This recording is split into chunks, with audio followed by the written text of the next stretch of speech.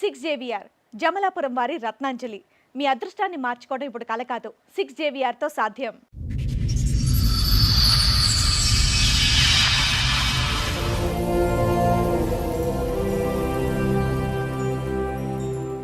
Madam నేను ఎంతవరకు ఎందుకు వచ్చానంటే మేడం చిన్న ప్రాబ్లం కాదు వల్ల రాలేదు మేడం, నేను చాలా పెద్ద ప్రాబ్లం వల్ల వచ్చాను మేడం.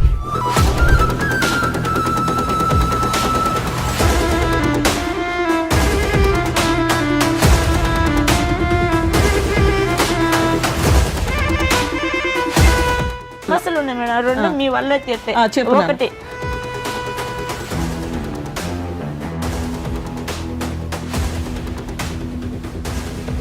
రెండోది వచ్చేసి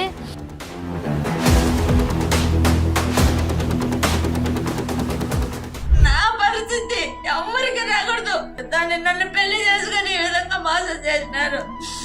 దాని సరైన ముగ్గురు అన్నదమ్ములు సార్ నా జీవితంతో ఆడుకుంటున్నారు సార్, నా జీవితంతో ఆడుకుంటున్నారు. దాని సార్ నా బాబు పాస్పోర్ట్ చేయించినాడు, అన్ని చేయించి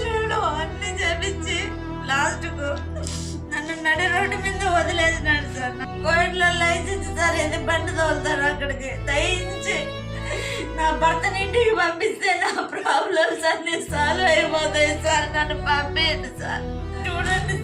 చూడండి సార్ అతనికి ఇంకొక పెళ్లి అయింది సార్. అతనికి చూడండి సార్ ఈ అమ్మాయిని పెళ్లి చేసుకున్నాడు సార్. ఆ విషయం నేను ఎవరికి చెప్పినా నమ్మలేదు సార్, నన్ను పిచ్చిది మెంటల్ది అంటున్నాడు సార్. అతను లవ్ చేసినట్టు మోసం చేసి మా వాళ్ళందరినీ పెళ్లి చేసుకున్నాడు మేడం. మీ ఆయన మీతో బానే ఉన్నారా? బాలేదు. కొట్టడం తిట్టడం లాంటిది ఏమైనా చేసేవాళ్ళ? నా కార్యాలు పుట్టాయి మేడం, కాళ్ళకు ఉన్నాయి, చేతులకు ఉన్నాయి మేడం. కానీ ఇవి ఉన్నాయని చెప్పేసి నువ్వు ఇట్లున్నావు, నువ్వు అట్లున్నావు, నా అందాన్ని ఎంచడము.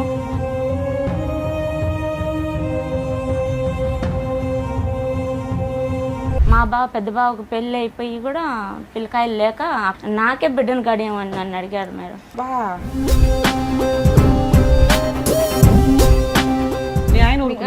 మా ఆయనకు చెప్తానంటే నువ్వే తప్పుడు దాని అవుతావు చెప్తే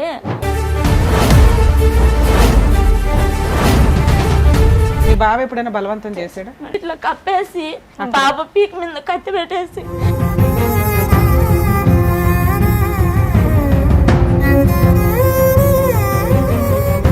రెండు సార్లు నాకు తెలుసు మేడం మా భర్తలాగా వచ్చి నా పక్క పనుకున్నాడు మేడం నైట్ లో మబ్బులో.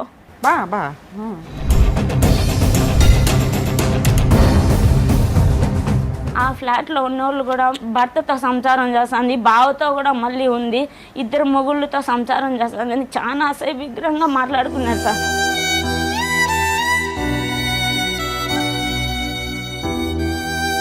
తర్వాత ఏమైంది లాస్ట్గా? తర్వాత లాస్ట్కి మళ్ళీ 2014 లాస్ట్ వచ్చాడు మేడం. వచ్చి ఇంకా ఎంట్రీలు తీపిస్తాము బాబుకి అనుకునే లోపల మా చెల్లెల్ని నేను పెళ్లి చేసుకుంటున్నానని చెప్పి ఎంటర్ చేసేసాడు మేడం. మీ చెల్లిని చేసుకున్నాడా చేసుకోలేదా? తాలుబుట్టు కట్టాడు మేడం. ఆయన నాకు తాలుబుట్టు కట్టినాడు, ఇదే అని మళ్ళీ పీకి జోబులో కింద పడేసింది మేడం. చిన్నప్పటి నుంచి నాకు 3 years ఉన్నప్పటి నుంచి మా నాన్న ఎలా ఉంటాడో నాకు తెలియదు మేడం. నాకు మా నాన్న అంటే ఇష్టం లేదు. మా నాన్నకి మా అమ్మకి ఏ సంబంధం ఉండకూడదు. ఈ డైవర్స్ అలాంటివి ఉంటాయి కదా, అవి ఇప్పించి మా అమ్మకి ఏం సంబంధం ఉండకూడదు సార్.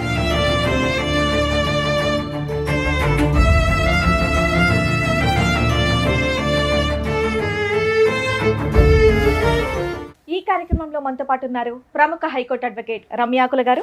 నమస్తే మేడం. నమస్తే అండి. ప్రముఖ సైకియాట్రిస్ట్ డాక్టర్ కళ్యాణ్ చక్రవర్తి గారు. నమస్తే సార్. నమస్తే మేడం. మేడం సార్, జ్యోతి గారు ఒక సమస్యతో రావడం జరిగింది. ఆవిడ సమస్య ఏంటో అడిగి తెలుసుకుందాం. జ్యోతి గారు రండి. నమస్తే మేడం. నమస్తే అండి. మేడం మీకోసం చాలా రోజుల నుంచి వెయిట్ చేస్తున్నాను మేడం. మేడం ప్లీజ్ కూర్చోండి, మాట్లాడదాం. జ్యోతి గారు ఎక్కడి నుంచి వస్తున్నారు? మేము రాజంపేట నుంచి వస్తున్నాం. రాజంపేట నుంచి. రాజంపేట. నేను ఇంట్లో హౌస్ వైఫ్. ఇంట్లో హౌస్ వైఫ్గా ఉన్నారు. హౌస్ వైఫ్, మిషన్ కుట్టుకుంటాను. ఓకే. ఇంకా అమ్మ వాళ్ళ ఇంట్లో ఉన్నాను మేడం ప్రస్తుతానికి. ఓకే. మీకు పెళ్ళయిందా? అయింది మేడం. ఎన్నేళ్ళ క్రితం అయిందండి? 2010లో అయింది. Love marriage arranged? అరేంజ్ మ్యారేజే, కానీ అతను లవ్ చేసినట్టు మోసం చేసి మా వాళ్ళందరినీ పెళ్లి చేసుకున్నాడు మేడం. ఒక మీరు లవ్ చేయలేదు కానీ అతను మిమ్మల్ని ఇష్టపడి మీ పెద్దవాళ్ళతో మాట్లాడి మిమ్మల్ని పెళ్లి చేసుకున్నాడు మేడం. ఓకే. ఏ సంవత్సరంలో పెళ్లి అయిందమ్మా? 2010 10వ నెల 21వ తేదీ 2010లో అయింది. 2010లో అయింది సార్. పిల్లలు? ఒక బాబు సార్, ఒక బాబు వెనకాల పాప పుట్టి చనిపోయింది. ఓకే. దాదాపు 15 ఏళ్ల తర్వాత మీరు మీ అమ్మ వాళ్ళ ఇంట్లో ఉన్నాను అని కంప్లైంట్ చేయడానికి ఇక్కడ వరకు 10 సంవత్సరాల నుంచి ఉన్నాను మేడం. 10 సంవత్సరాల నుంచి అమ్మ దగ్గరే ఉన్నారు? అమ్మ వాళ్ళ ఇంట్లోనే ఉన్నాను మేడం. మీ హస్బెండ్ ఏం చేస్తారు, మీరేం చేస్తారు?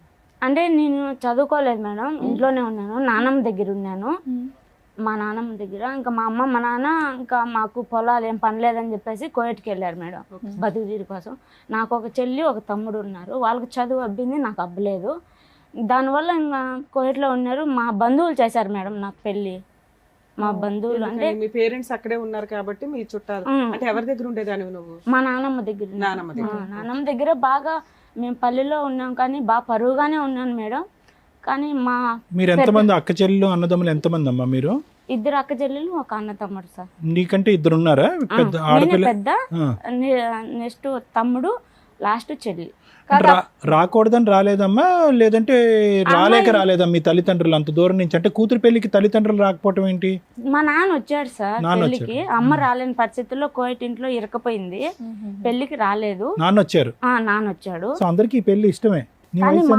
నీ వయసు ఎంత పెళ్ళైనప్పుడు? నా వయసు అప్పటికి 17 పూర్తయిపోయి 18 ఎంట్రింగ్ సార్ నాది. మీ వాళ్ళకి ఎందుకు ఇష్టం లేదు? మా వాళ్ళకి ఎందుకు ఇష్టం లేదంటే మేడం, వాళ్ళు మంచి వాళ్ళు కాదంట మేడం. ఎవరు కనిపెట్టారు మీ ఇంట్లో? మా నాన్న కనిపెట్టాడు మేడం. మీ నాన్న వచ్చిందే పెళ్లికి కదా నాన్న? పెళ్లికి వచ్చాడు మేడం. కుటుంబం తెలుసా?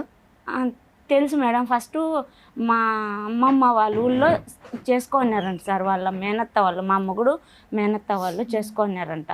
చేసుకొని వాళ్ళు ఏదో ప్రాబ్లమ్స్ వల్ల చనిపోయినారంట వాళ్ళు, ఫ్యామిలీ. దానివల్ల వాళ్ళు మంచోళ్ళు కాదు, నువ్వు చేయలేవు మా వద్దు. ఒక్క సంఘటనతోనే ఆ కుటుంబం మంచిది కాదని అన్నాడు అతను. మొత్తం ఫ్యామిలీ చనిపోయిందా? ఫ్యామిలీ లేదు, వాళ్ళిద్దరు భార్యాభర్తలు చనిపోయినారు. మా భర్త వాళ్ళ మేనమామ మేనత్త వాళ్ళు చనిపోయినారు సార్. సరే, అర్థమైంది. చనిపోయినారు. దాంతో మా నాన్న వద్దు, వాళ్ళు ఏలుకోరు, వాళ్ళు పెళ్లి చేసుకున్నారు, వాళ్ళు మంచి వాళ్ళు కాదు, వద్దు, నా తల తాకట పెట్టైనా కూడా నేను ఏడనో చాట పెళ్లి చేస్తానన్నాడు సార్. ఈ సంబంధం తీసుకొచ్చింది ఎవరు నీకు? నాకు తీసుకొచ్చింది మా పెద్ద మేనత్త వాళ్ళ ఆడబిడ్డ, వాళ్ళ అన్నదమ్ములు. సంబంధం వచ్చిందని మీ నాన్నకి అమ్మకి ఫోన్ చేసి చెప్పుకుంటారు కదా, అప్పుడే మీ నాన్న అబ్జెక్షన్ పెట్టేయొచ్చు, మా అమ్మాయికి మేము వేరే సంబంధం చూసుకుంటాం. పెట్టాడు మేడం, మరి ఎందుకు చేశారు? పెట్టాడు. కానీ మా అమ్మకి మా నాన్నకు మధ్య గొడవ పెట్టేశారు మేడం వాళ్ళు. అంటే ఏదో వాళ్ళకి సంథింగ్ కుటుంబం కక్షలు అయితే ఉన్నాయి మేడం, ఏదో మా పెద్దవాళ్ళకు ఏదో ఉన్నాయి. కానీ దాంట్లో నన్ను ఇన్వాల్వ్ చేశారు మేడం. ఇన్వాల్వ్ చేసేసారు. చేసుకున్నాడు. బేస్తవారం అంటే బుధవారం వచ్చింది మేడం మా అత్తను తొడుకొని. అంటే పెద్దమ్మ అవుతుంది మేడం నాకు, ఆమె పేరు ఎల్లమ్మ. ఆమె తొడుకొని వచ్చింది. మా అత్త వాళ్ళు బుధవారం వచ్చిపోయినాడు. బేస్తవారము మళ్ళీ మా భర్తను తొడుకొని వచ్చింది. మళ్ళీ బేస్తవారం నిశ్చితార్థం, మళ్ళీ బేస్తవారం పెళ్లి చేసుకున్నాడు. పెళ్ళి 9 రోజులకి వెళ్ళిపోయినాడు మేడం కోయట్కి. ఆయన కూడా కువైట్ లోనే ఉంటాడా? కోయట్కి వెళ్ళిపోయాడు మేడం. అతను వాళ్ళు మాకేం బంధువులు ఏం కాదు మేడం, మాకు చాలా అసలు సంబంధమే లేదు. ఏం చేసేవాడమ్మా మీ ఆయన పెళ్ళైన కొత్తలో కువైట్ లో? అక్కడ కోయట్ లో ఎప్పటి నుంచో ఉన్నాడు. ఏం పని చేసేవాడు? డ్రైవర్ అంట సార్. డ్రైవర్.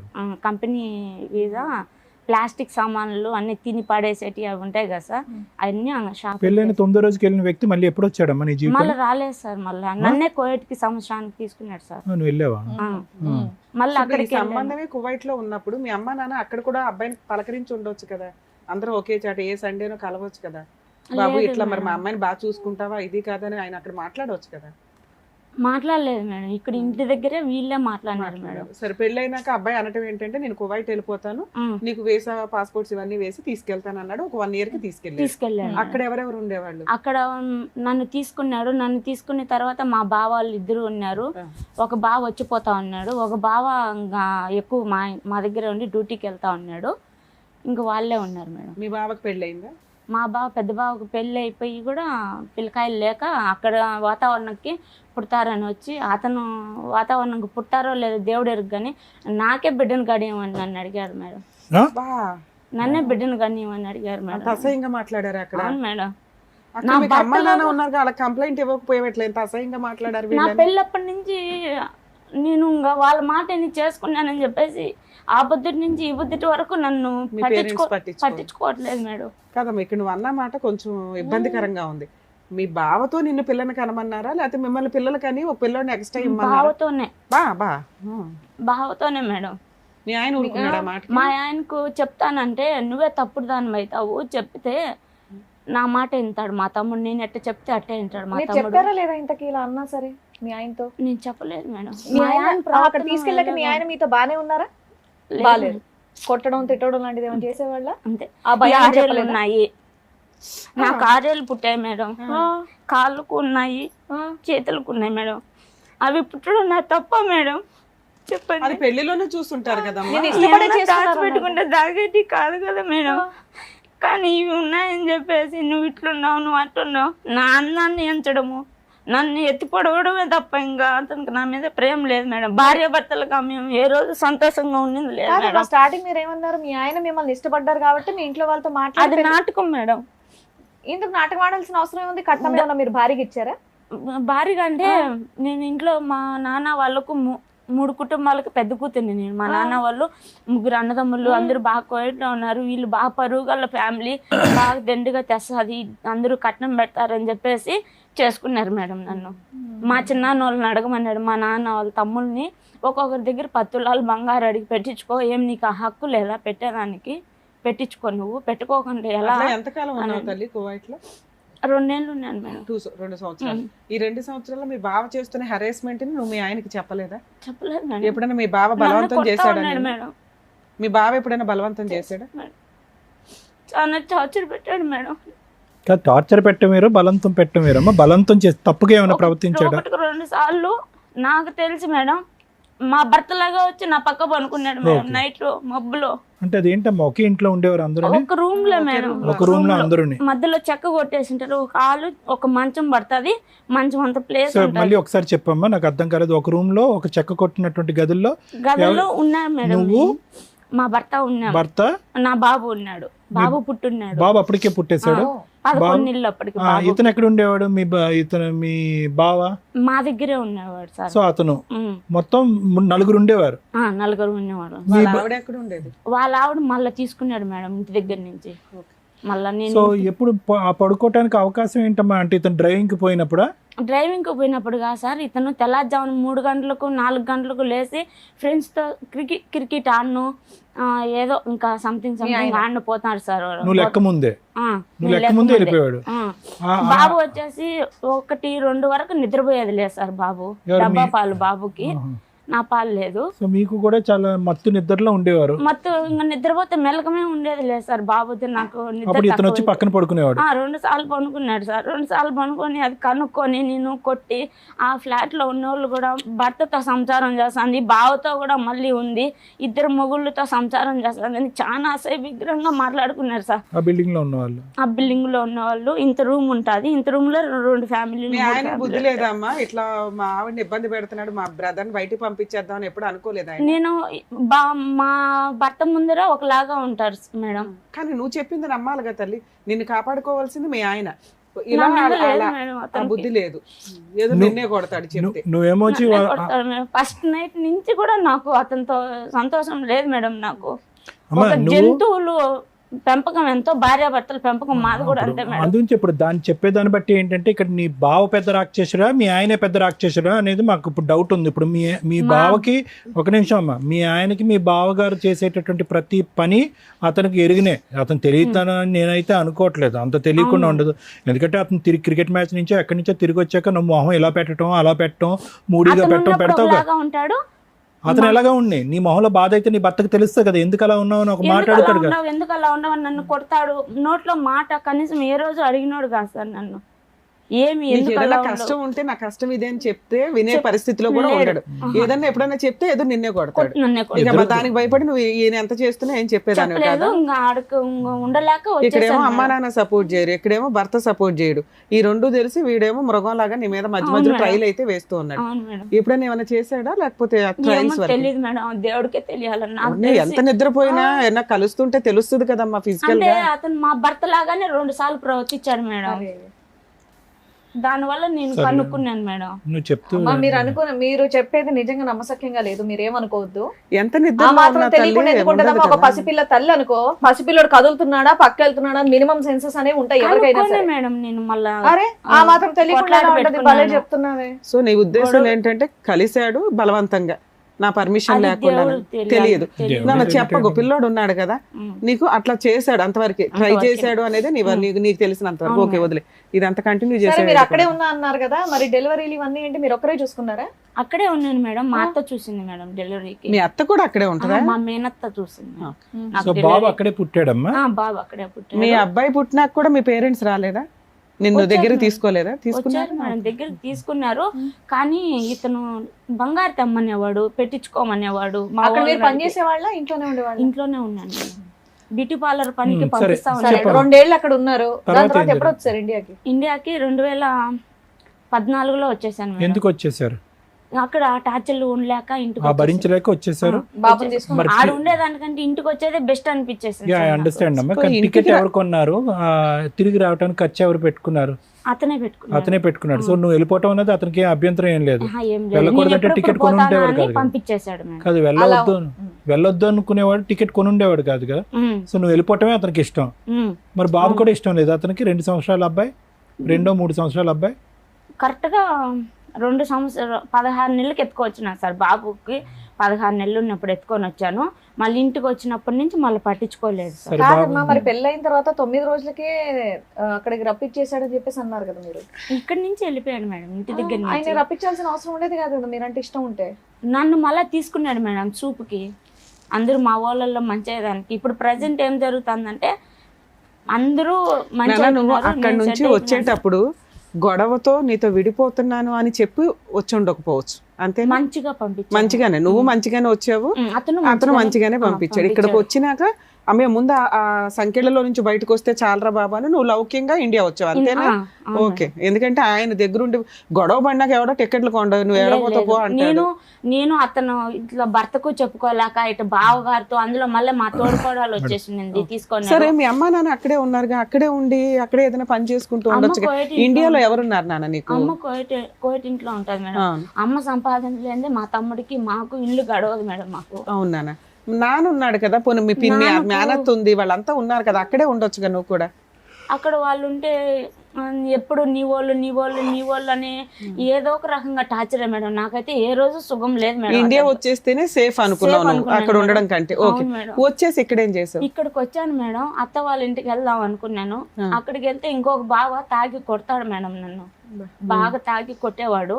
అసలు ఉన్నావా ఎప్పుడైనా అత్తగారి ఇంట్లో? మరి లేనప్పుడు కొడతాడని ఎలా ఉన్నాను చెప్తాను మేడం కొద్ది రోజులు. ఆ 2 రోజుల్లోనే 2 సార్లు 3 సార్లు కొట్టాడు మేడం. ఇంట్లోకి వెళ్ళగానే కొట్టేస్తారు ఎవరైనా? కొట్టాడు మేడం. 8 లక్షలు డబ్బు తీసుకున్నాడు. 8 లక్షలు డబ్బు తీసుకున్నాడంట మేడం మా భర్త ఆయన దగ్గర. నిన్ను ఎందుకు కొట్టడం? వాళ్ళ తమ్ముడే కొట్టుకుంటే సరిపోతుంది. లేదంటే నిన్ను కొట్టాలని చెప్పి తాగి అతను ఎట్టంటే అట్ట మాట్లాడి కొట్టాడు మేడం. ఆ డబ్బులు పోలీస్ స్టేషన్ కి వెళ్ళి కంప్లైంట్ ఇవ్వలేదు? ఇచ్చాను మేడం. ఇచ్చితే పోలీస్ స్టేషన్ లో టౌన్ పోలీస్ స్టేషన్ లో ఇచ్చాను మేడం. ఇస్తే అతనికి కావాల్సిందల్లా తాగి అట్లా చేస్తున్నాడు పోమ్మా, నీ జోలికి రాడు, వచ్చితే ఇంకొకసారి కేసు కట్టేస్తాము, కేసు కట్టేసి ఇంకా జైల్లో పెట్టేస్తాం, నీ జోలికి రాడుకో అని చెప్పి సర్ది చెప్పి పంపించాడు. మళ్ళీ ఒకసారి మళ్ళీ అట్లే కొట్టనొచ్చాడు. 8 లక్షలు డబ్బులు ఇస్తావా అని చెప్పి ఒకరోజు మళ్ళీ కొట్టనొచ్చాడు మేడం. మళ్ళీ ఫోన్ చేశాను. మళ్ళీ ఫోన్ చేస్తే ఊళ్ళో పెద్ద మనుషులకు చెప్పారు. ఊళ్ళో పెద్ద మనుషులు చెప్తే ఆయనతో ఏం పని రా నీకు ఏం పని అవసరమా? మీ ఇద్దరు సంబంధమే అంతంత మాత్రం ఉన్నప్పుడు డైరెక్ట్ గా అతను కువైట్ లో ఫోన్ చేసి అతన్ని బెదిరించవచ్చు కదా. నిన్ను కొడితే ఏం లాభం? అక్కడ పడలేక కదా నువ్వు వెనక్కి వచ్చావు. అక్కడ పడలేక నువ్వేమి ఇక్కడ తీర్థయాత్రలకో ఇంకో దానికో రాలే కదమ్మా. అక్కడ పడలేక వెనక్కి వచ్చావు. ఆ పరిస్థితి అతనికి బాగా తెలుసు. నన్ను ఎందుకురా కొట్టేది, అక్కడ ఫోన్ చేసి అడుగు అని చెప్పొచ్చుగా. చెప్పాను చెప్తే కూడా నన్ను నోట్లోంచి మాట రానిచ్చే వాళ్ళు లేదు సార్. నన్ను మళ్ళీ వెళ్ళావమ్మా ఎప్పుడైనా కువైట్? వెళ్ళాలి అప్పటి నుంచి. అప్పుడు నువ్వు కాపురం చేసింది 2 years కదా కువైట్ లో? 2 years ఉన్నాను అత్త వాళ్ళ ఇంట్లో. ఇంకా ఈ పెళ్ళైన నుంచి సంవత్సరం ఒక 2 నెలలు అటు ఇటుగా ఉంటా ఉన్నాను. తర్వాత ఏమైంది లాస్ట్ గా? తర్వాత లాస్ట్ కి మళ్ళీ 2014 లాస్ట్ వచ్చాడు మేడం. బాబుకి ఎంటుకలు తీపియాలని చెప్పేసి. నేను వచ్చిన ఒక 5-6 నెలలకి వచ్చాడు. అప్పటికి ఇంకా 2015 స్టార్ట్ అయింది మేడం. బాబుకి 3వ సంవత్సరం అనింది. 11 నెల 12వ తేదీకి వచ్చి ఇంటికి తీపియాలని చెప్పి అన్ని చూశాడు మేడం. చూడడంలో ఏం చేశాడంటే అప్పటికి నేను మా అమ్మ వాళ్ళ ఇంటి దగ్గరికి వెళ్ళాను మేడం. నేను ఇక్కడ బాబుని పెట్టుకొని ఉండలేక ఎవరు పట్టించుకునే వాళ్ళు కాదు. ఖర్చులన్నీ పంపించాడా ఆ 1 year లో? 6 నెలలు పంపించాడు మేడం. ఓకే. బాబు వచ్చినాక 6 నెలలు పంపించాడు. మళ్ళీ లేదు మేడం, నాకు ఒక్క రూపాయి నాకు తెలియదు. మళ్ళీ అక్కడ ఉన్నప్పుడు వచ్చాడు మేడం.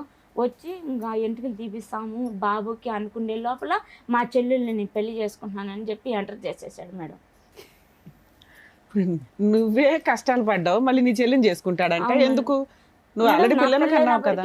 ఏంటి చెల్లిని చెల్లిని చేసుకుంటా అన్నాడు. అని ఎవరితో అన్నాడు? నీతో అన్నాడా? నాతో అనలేదు సార్. మా పాపకి కొంచెం సైకలాజికల్ ప్రాబ్లం ఉంది సార్.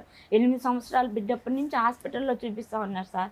మా ఇంట్లో 3 తరాల నుంచి 4 తరాల నుంచి కొంచెం ఆడవాళ్ళకి సైకలాజికల్ ప్రాబ్లం. ఇప్పటికీ మా అత్త వాళ్ళు 2 అలానే ఇంటికి పరిమితం అయినారు సార్. కదమ్మా, ఇప్పుడు ఎవరికి సైకలాజికల్ ప్రాబ్లం ఉంది అంటున్నారు మీరు? మా చెల్లెళ్ళకి, మా ఇంటి ఆడబిడ్డలకు, అంటే మా అమ్మ వాళ్ళు. ఎంతమంది చెల్లెళ్ళు నీకు? ఒకళ్ళేగా. ఆ చెల్లికి సైకలాజికల్ ప్రాబ్లం, పెళ్ళి అవ్వల.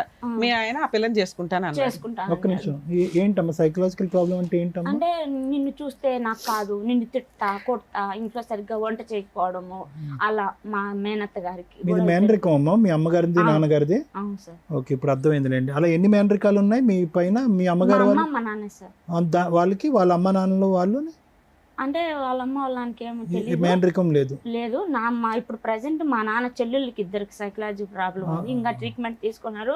టాబ్లెట్ పడితే తప్ప వాళ్ళు పనుకోరు సార్. మీ చెల్లికి ఎప్పుడు ట్రీట్మెంట్ ఇచ్చారమ్మా? మా చెల్లెలకి 8 సంవత్సరాలప్పుడు చూపిస్తా ఉన్నారు సార్. చూపిస్తే ఆ అమ్మాయికి వయసు పెరిగే కొద్దీ సైకలాజికల్ ప్రాబ్లం వస్తుంది అని చెప్పి డాక్టర్లు చెప్పినారంట. పెరిగే కొద్దీ తగ్గిద్ది అన్నారా, పెరుగుతుందని? పెరుగుతుందని చెప్పి. ఎందుకంటే అది ఎంఆర్ కాబట్టి. అది అమ్మాయి డిసీజ్ కాదు. చదివేటప్పుడు టెన్షన్ గా ఏడవడం, నాకు తలనొప్పి వస్తుంది, నాకు కంతలు లాగుతున్నాయి అన్నాడు. నువ్వు నార్మలేనమ్మా? నాకు బాగుంటుంది. నాకేం అట్లా ఏం చదువుకున్నారమ్మా మీరు? ఎంతవరకు నేనేం చదువుకోలేదు సార్. ఊళ్ళో 5 వరకు చదువు అవ్వలేదు, అందుకే నాకు అవ్వలేదు సార్ చదువు. అంటే నువ్వు తెలివైన దానిలో ఉన్నావు అంటే. సరే సరే నాన్న, తర్వాత ఏమైంది? ఆ అబ్బాయి అట్లా అన్నాడు మీ ఆయన, మీ చెల్లిని చేసుకుంటానని. తర్వాత మేడం ఆయన వచ్చాడు మేడం. 2015లో వచ్చాడు. వచ్చేతలకి మా తమ్ముడిని తొడుకొని లోపలికి పోయింది మేడం మా చెల్లి. ఎందుకు తొడుకోమిందో తెలీదు. బాబుని చూసుకుంటే నేను బయటే ఉన్నాను. లోపలికి పోయి రూమ్లోకి పోయి వాకిలు వేసేస్తుంది మేడం. వాకిలు వేసి నేను ఆ మామనే పెళ్లి చేసుకుంటాను నేను అని చెప్పిందంట మేడం అమ్మాయి. చెప్పిన తర్వాత మా తమ్ముడు వచ్చేసి ఏడ్చుకుంటా వెళ్ళి మా వాళ్ళకి ఫోన్లు చేసి పిలిపించారు మేడం. పిలిపించి ఒక 30 మంది పైగానే వచ్చారు మేడం. పెద్ద మనుషులు అందరూ మా ఊరోళ్ళు వచ్చి ఇటు ఈ అత్తగారుల్లో ఇటు అమ్మగారుల్లో చెడు కాకుండా ఒక పంచాయతీ పెట్టారు మేడం. పంచాయతీ పెట్టి మా భర్తను రమ్మన్నారు మేడం. రా నువ్వు వచ్చి మాట్లాడాలా, మీ ఊళ్ళో పెద్ద మనుషులు తీసుకొని రా అని అంటే అతను వాళ్ళని తీసుకొని ఏం జరుగుతుందో తెలియకోకుండా, ఏం జరుగుతుందో తెలియదు మేడం. ఆ అమ్మాయి ఎందుకు చెప్పిందో అలా తెలియదు నాకు. నేను చూడలేదు. తమ్ముడు ఏం చెప్పలేదు. చేసుకుంటాను ఇట్లా బయట జరిగి ఇట్లా కప్పేసి మా పెద్దవాళ్ళు నన్ను తోసేశాడు మేడం. నన్ను బాబా పీక్ మీద కత్తి పెట్టేసి ఇప్పుడు ఎంత నెత్తి నోరు బాదుకున్నా కూడా ఎవరు నమ్మడం లేదు మేడం నన్ను. ఏదో ఇంట్లోనా పెద్ద మనుషులు తోసేశాడు. నమ్మకపోవడం ఏంటి? అందరూ చూస్తూ ఉంటారు కదమ్మా. నన్ను ఒక్కదాన్ని పంపించాడు మేడం మా వాళ్ళకి. సరే ఓకే, నమ్మకపోయినా పర్లేదు తల్లి, నువ్వైతే నమ్ముతున్నావుగా. మీ ఆయన ఇలా చేశాడు అనేది నీకైతే తెలుసు, అందుకే ఇంకా అప్పటి నుంచి నువ్వు కలవటం మానేసావా? ఇందుకు మీ చెల్లిని చేసుకున్నాడా చేసుకోలేదా? తాళబుట్టు కట్టాడు మేడం. ఆయన నాకు తాళబుట్టు కట్టినాడు, ఇదే అని మళ్ళీ పీకి జోబులో కింద పడేసింది మేడం. పెద్ద మనుషులు ఏం చేస్తున్నారు? పెద్ద మనుషులు లేరు, చీకట్లో ఈయన ఒక్కడే ఉన్నప్పుడు చేశాడు. వాళ్ళు కలిసి ఉన్నారా? మా అత్త వాళ్ళ ఇంట్లో చేశాడు మేడం. తర్వాత ఏమైంది? ఆ తర్వాత మళ్ళా పెద్ద మనుషులకి నన్ను పంపించాడు. నేను ఒప్పుకున్నా. ఏమని మా చెల్లెలు చేసుకునేది మా భర్తకి ఇష్టమే కదా, మీకేం బాధ, నేను చేసుకుంటాను అని చెప్పి ఆ మాట చెప్పి అంతవరకు పిల్లోడి పీక మీద కట్టి మా ఆడబిడ్డ ఇంట్లో పెట్టి పంపించాడా? మా ఆయనకి ఇష్టమే, నాకు ఇష్టమే, మా చెల్లిని చేసుకోవడం, మాకు లేని బాధ మీకేంటి అని పెద్ద మనుషులు చెప్పమన్నాడు. చెప్పేసావు నువ్వు. ఆ తర్వాత ఈయన తాళి కట్టాడు, ఆ పిల్ల ఈసురు కొట్టింది. ఆ పాపిస్తూ మాట చెప్పిన దాని వల్ల మేడం నాకు అందరికి దూరం అయిపోయినా. కనీసం ఇక్కడ వరకు మా నాన్న పిలుచుకోవచ్చాలని కూడా రావట్లేదు మేడం. ఆ తప్పుడు మాట కూర్చుని దానికి బిడ్డను చూసుకోలేక అసలు ఏం జరుగుతుందో కూడా తెలియలేదు మేడం. సరే నాన్న, ఇదంతా 11 ఏళ్ల క్రితం స్టోరీ కదా. కానీ ఇప్పుడు ఉంటారు మేడం. పెళ్లి చేసుకున్నాడా? పెళ్లి చేసుకోలే. ఆ అమ్మాయిని ఏమన్నా కువైట్ ఖతార్ తీసుకెళ్ళాడా? తీసుకెళ్ళాలా? ఆవిడ మన ఆవిడ ఉంది, ఆవిడకి ఏమైనా పెళ్లి అయిందా? ఆ సైకలాజికల్ ప్రాబ్లం ఉంది. ఆ అమ్మాయికి ఏమైనా పెళ్లి అయిందా? మళ్ళా మాట్లాడేసి పెద్ద మనుషులు శోధనం చేసుకొని సుమా మాట్లాడుకొని బెంగళూరుకి హాస్పిటల్లో తీసుకొని పోవాలని చెప్పి తీసుకోపోతా ఉన్నారు మేడం. బెంగళూరుకి మా నాన్న, మా తమ్ముడు, మా బంధువులు అందరూ తీసుకోపోతా ఉంటే చెక్ పోస్ట్ దగ్గరికి కిడ్నాప్ చేసి తడుకోబోతున్నారు ఒక అమ్మాయిని అని చెప్పి ఫోన్ చేసి పట్టించేశాడు మేడం మా ఆయన. పట్టించేసి అప్పటికి ఆ అమ్మాయి అసలు ఒళ్ళు మీద గుడ్డ ఉందా లేదా అన్నంలో ఏంలో పూర్తి పిచ్చిది అయిపోయింది. ఎక్కడ తీసుకెళ్దాం అనుకున్నారు? నిమ్హాన్సా? బెంగళూరుకి సార్. ఎక్కడ? నిమ్హాన్స్ కా? గవర్నమెంట్ హాస్పిటల్ కా ప్రైవేట్ కా? గవర్నమెంట్ హాస్పిటల్కి, నిమ్హాన్స్ హాస్పిటల్కి సార్. అవును, అలా కిడ్నాప్ చేస్తున్నారని తీసుకెళ్ళినప్పుడు మీకు అపాయింట్మెంట్ ఇది ఉంటుంది కదా, అపాయింట్మెంట్ మెసేజ్ కానీ లెటర్ కానీ. లో మా వాళ్ళ శోధనం చేసుకునేసినారు సార్. ఆ అమ్మాయిని తీసుకొని బలవంతంగా తీసుకోబోతా ఉన్నారు సార్. ఆ అమ్మాయి చాలా కేకలేయడము, ఇంకా పరిస్థితి బాగాలేదు. పరిస్థితి బాగలేదు ఆ అమ్మాయికి. రోడ్డు మీద వదిలేస్తే ఇంక ఎట్లా పోతుందో తెలియదు, అట్లా ఉండింది. ఇదంతా 10 ఏళ్ల క్రితం స్టోరీ. కరెక్ట్ గా 2015లో జరిగింది మేడం. 2010లో జరిగింది. చెక్ పోస్ట్ కాడికి అమ్మాయికి ట్రీట్మెంట్ ఇప్పించలా, అయిపోయింది అక్కడితో. తర్వాత మా ఆయన పోలీసు వాళ్ళకి డబ్బులు ఇచ్చి, లేడీ కానిస్టేబుల్ డబ్బులు ఇచ్చి కుక్కలకు రక్తం పోసేట్టుగా కొట్టించాడు మేడం అమ్మాయిని. మామను పెళ్లి చేసుకుంటాను అని అంటాంది, కావాలని కోపట్టింది అమ్మాయికి అని. మీ ఆయనకి ఇష్టమే కదమ్మా అమ్మాయిని చేసుకోవటం మేడం. బాబు మీద పీక మీద కత్తి పెట్టి చేసుకుంటా అని చెప్పి అతను తప్పించుకునేదానికి అలా చేశాడు మేడం. నీ గొడవ తప్పించుకోవడానికే? నా గొడవ కాదు మేడం. అమ్మాయికి నా పెళ్ళప్పటికి 13 సంవత్సరాలు మేడం. 13 సంవత్సరాలు పాపప్పుడు మా ఇంటికి వచ్చినాడు మేడం పెళ్లి చేసుకుని. అతను మల్లెబెల్లికి వస్తారు కదా, అప్పుడు ఈ అమ్మాయి స్నానం చేస్తా ఉన్నిందంట మేడం బాత్రూమ్ లో. ఏం చెప్తున్నావు నీకు అర్థం అవుతుందా? అన్ని కలిపి చెప్తున్నానా? నువ్వు చెప్పిందే మళ్ళీ నువ్వు రివర్స్ వేరేగా చెప్తున్నావు. సరే చెప్పండి, ఎందుకు కొట్టించాడమ్మా? ఎందుకు కొట్టించాడు? బాత్రూమ్ లో పెళ్లి చేసుకుంటాను అంది అని కొట్టించాడంట. నన్ను ఎవరు నువ్వు పెళ్లి చేసుకోవడానికి? ఫస్ట్ టైం బాబు ఫస్ట్ ఏం చెప్పానా? కత్తి పెట్టి లోపలికి వెళ్ళి పెద్ద మనుషుల్లో అలా ఒప్పించేశాడు మేడం. అవును, అప్పుడు నువ్వు వచ్చి చెప్పొచ్చు కదా, మా ఆయన చేసుకుంటాను అన్నాడు, తాళి కట్టాడు, మా చెల్లి పీకేసింది, అవతల పడేసింది అని చెప్పొచ్చుగా. మళ్ళీ నాకు తెలియకోకుండా మళ్ళీ పోలీస్ స్టేషన్ ఈ రకంగా పంచాయతీ ఏం పేరమ్మా? మీ పేరు? జ్యోతి సార్. ఎందుకు వచ్చారు ఈ రోజు మీరు? ఫస్ట్ అది చెప్పండి, దాన్ని బట్టి వెనక్కి వెళ్తారు. కానీ ఇంకా 2015లోనే ఉన్నాం, అరగంట బట్టి. ఎందుకు వచ్చారు ఈ రోజు? సార్ నాకు మా భర్త అప్పుల్లో ఇరికిచ్చేసారు సార్. మా చెల్లి మాట ఎత్తుతున్నారు సార్. ఫైనాన్షియల్ నువ్వు విడిగిపోయావు కదా, విడిపోతే ఆయన అప్పులకి నీకేం సంబంధం? నువ్వేం కేసులు వేయలేదా? ఏం కేసులు వేసావు చెప్పు?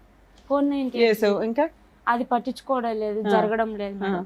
మళ్ళీ కంప్లైంట్ ఇచ్చాను. మెయింటెనెన్స్ కేసు వేసావా? పిల్లడికి నీకు మెయింటెనెన్స్ కావాలని ఏమి ఆయన పంపిస్తున్నాడా డబ్బులు? డబ్బులు పంపించకపోతే ఎలా బతుకుతున్నావు నువ్వు?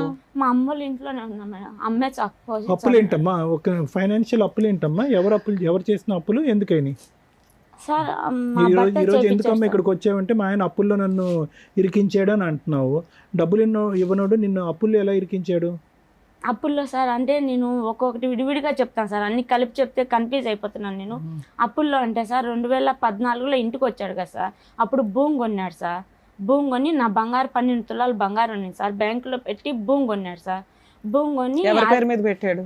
అది అతని పేరు మీద కొన్నాడు, మళ్ళీ నా పేరు మీదకి రాపిచ్చాడు సార్ కోయిట్ పెట్టేటప్పుడు.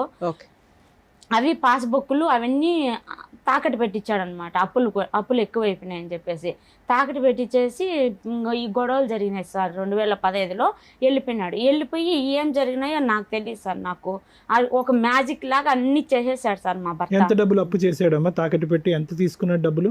నా బంగారు పెట్టి 1,00,000 రూపాయలు తీసుకున్నాడు. ఒకసాట బ్యాంకులో వచ్చి మళ్ళీ ఇంకోసాట 50,000 తీసుకున్నాడు. తీసుకుని 12 తులాల బంగారు ఒకే చోట పెట్టలేదు సార్, 2 విధాలుగా పెట్టాడు. తీసుకున్నాడు. అవి ఉన్నాయి సార్ నా దగ్గర కూడా. ఎంత అప్పులు ఉన్నాయి? నిన్ను ఎవరు అడుగుతున్నారు? ఆ అప్పులు తెమ్మని కాడ తెచ్చి ఇమ్మని కాడ ఇచ్చాను మేడం. భూమి మీద సంతకాలు పెట్టి తీసుకున్నావా? పెట్టాను మేడం. ఓవరాల్ గా ఎంత అప్పులు ఉన్నాయి నీకు? 10 పైన ఉన్నాయి మేడం. 10 లక్షల దాకా. ఇక్కడికి ఎందుకు వచ్చావు?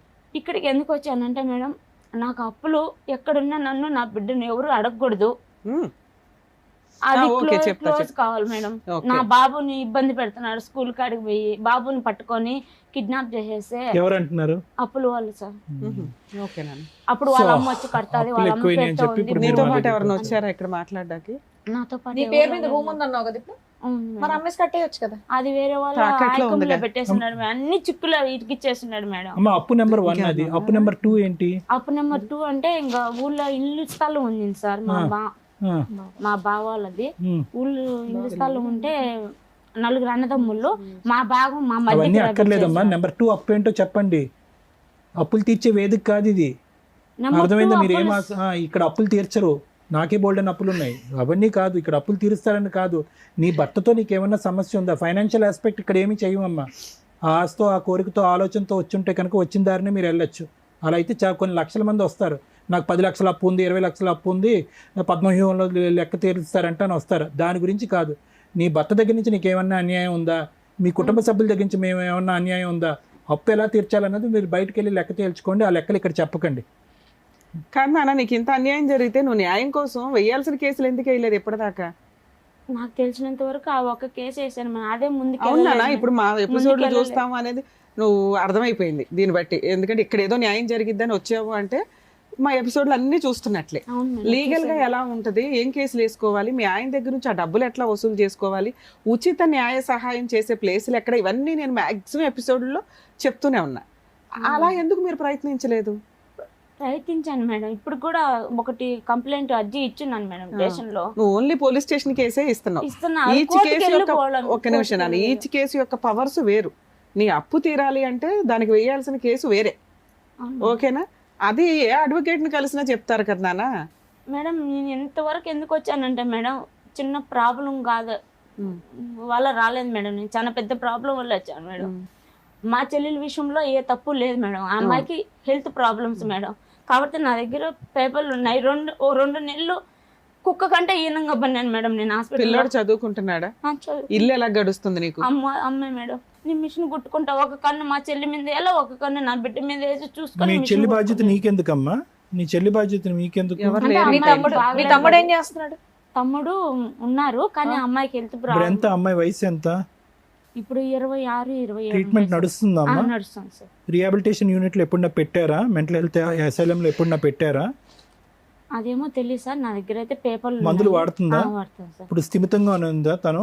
అవును సార్. లేదంటే అక్కడ ఏమైనా రిహాబిలిటేషన్ సెంటర్లో నేను రికమెండ్ చేసి పెట్టించమంటారా? ఇప్పుడు ఒకటమ్మా, ఒక పక్క నుంచి నేను అబ్బాయిని చూసుకోవాలి, ఇంకో పక్క నుంచి చెల్లిని చూసుకోవాలి అంటే కనుక అవును. ఈరోజు అది చాలా కష్టసాధ్యం. నీ కొడుకు మీరు తేరుకుని బయటపడటానికి ప్రయత్నం చేయండి, మీ కాళ్ళ మీద మీరు నిలబడండి. ఆ అమ్మాయికి ఏదన్నా మానసిక పరిస్థితి బాగాలేదు, మీ లోకల్ ఏరియాలో రీహాబిలిటేషన్ సెంటర్లో పెట్టుకుని కంటిన్యూస్గా నీమే బరువు లేకుండా అమ్మాయికి ట్రీట్మెంట్ ఇప్పించాలంటే మీ ఏరియాలో నాకు చాలామంది తెలుసు, ఆ ఏర్పాటు నేను చేస్తా. ఆ సమస్య గురించి ఇక్కడ మీరు ముడిపెట్టకండి. ఇప్పుడు మీరు ఏ సమస్య గురించి వచ్చారో అనేది చాలా క్లియర్ కట్గా మాట్లాడుకోవాలి. ఫస్ట్ ఓపెనింగ్ ఏమన్నారు? ఏమండి నాకు ఇన్ని అప్పులు ఉన్నాయండి, ఒక్క అప్పు వాడు కూడా నా మీదకి రాకూడదంటే అప్పు తీసుకున్నవాడు మీదకి ఎందుకు రాడమ్మా? వస్తున్నారు సార్. మరి ఇప్పుడు మా వస్తారమ్మా. భర్త మాటలు నేను వాడు మోసపోయినాను కుటుంబాన్ని పోషించాలి. నీ భర్త మాటలు విని ఎలా మోసపోయారు మీరు? అది క్లారిటీ ఇవ్వండి నాకు మీ ఒక్కసారి. తమ్ముడు ఏం చేస్తున్నాడమ్మా? అమ్మా ఫస్ట్ ఆఫ్ ఆల్ అక్కడికి వెళ్ళాక మీ ఆయన ఫస్ట్ డే నుంచే అసలు మీరు ఎప్పుడు సుఖంగా లేరు, ఎప్పుడు కొడతాడు నా మాట విన్నప్పుడు, అలాంటి 4 ఏళ్ల మనిషి తర్వాత ఒక చిన్న పిల్లాడు ఉన్నప్పుడు ఆయన పెట్టమన్న చోట సంతకాలు ఎలా ఎందుకు పెట్టావు? నువ్వేమన్నావు? నాకంతా బానే ఉందండి, నేను నార్మల్ గా ఉన్నాను, నేను కరెక్ట్ గా ఉన్నాను. మేడం. మరి ఆ మాత్రం జ్ఞానం లేదా? అక్కడ దుబాయ్ తీసుకెళ్లి నిన్ను నానా హింసలు పెట్టారు, మరి అలాంటి వాళ్ళ మీద నమ్మకంతో ఎలా పెట్టావు? భూమి కొన్నాను బాబుకు మనకే కదా అని చెప్పి అలా ఆశ అమ్మ పెట్టేస్తాడు ఏమన్నా మేడం. అన్నాడు, నీ పెళ్ళి అయ్యే టైంకి నీకు 16 సంవత్సరాలు, నువ్వు సంతకం పెట్టే టైంకి నీకు 21 సంవత్సరాలు. 21 సంవత్సరాల పాటు 5 సంవత్సరాల పాటు నరక యాతన అనుభవించాను. మెడపట్టుకుని బయటకు గెంటేశాడు. అక్కడ బావ కరెక్ట్గా లేదు, భర్త కరెక్ట్గా లేడు, కొడుకు అనేటటువంటి జ్ఞానం కూడా లేకుండా టికెట్ కొని వెనక్కి పంపించండి. ఎలా నమ్ముతావు? ఇప్పుడు నీ మాట మమ్మల్ని ఎలా నమ్మంటావు? నీ మాట మమ్మల్ని ఎలా నమ్మంటావు? కొడుకు గురించే అని అన్నావు. పోనీ అది ఒక ఎత్తు. రెండోది, మూడోది, నాలుగోది, 4 అప్పులు చెప్తున్నావు నువ్వు. 4 భారీ స్థాయి అప్పులు, 10 లక్షలు. అప్పు ఇచ్చినోడు నా మీదకి రాకూడదండి, వాడికి మీరు ఏమైనా వార్నింగ్ అంటే మేము అలా చేయవమ్మా. అప్పు ఇచ్చినోడు వాడు కడుపుమంట వాడు చెప్పడా? వాడు బాధపడ్డా?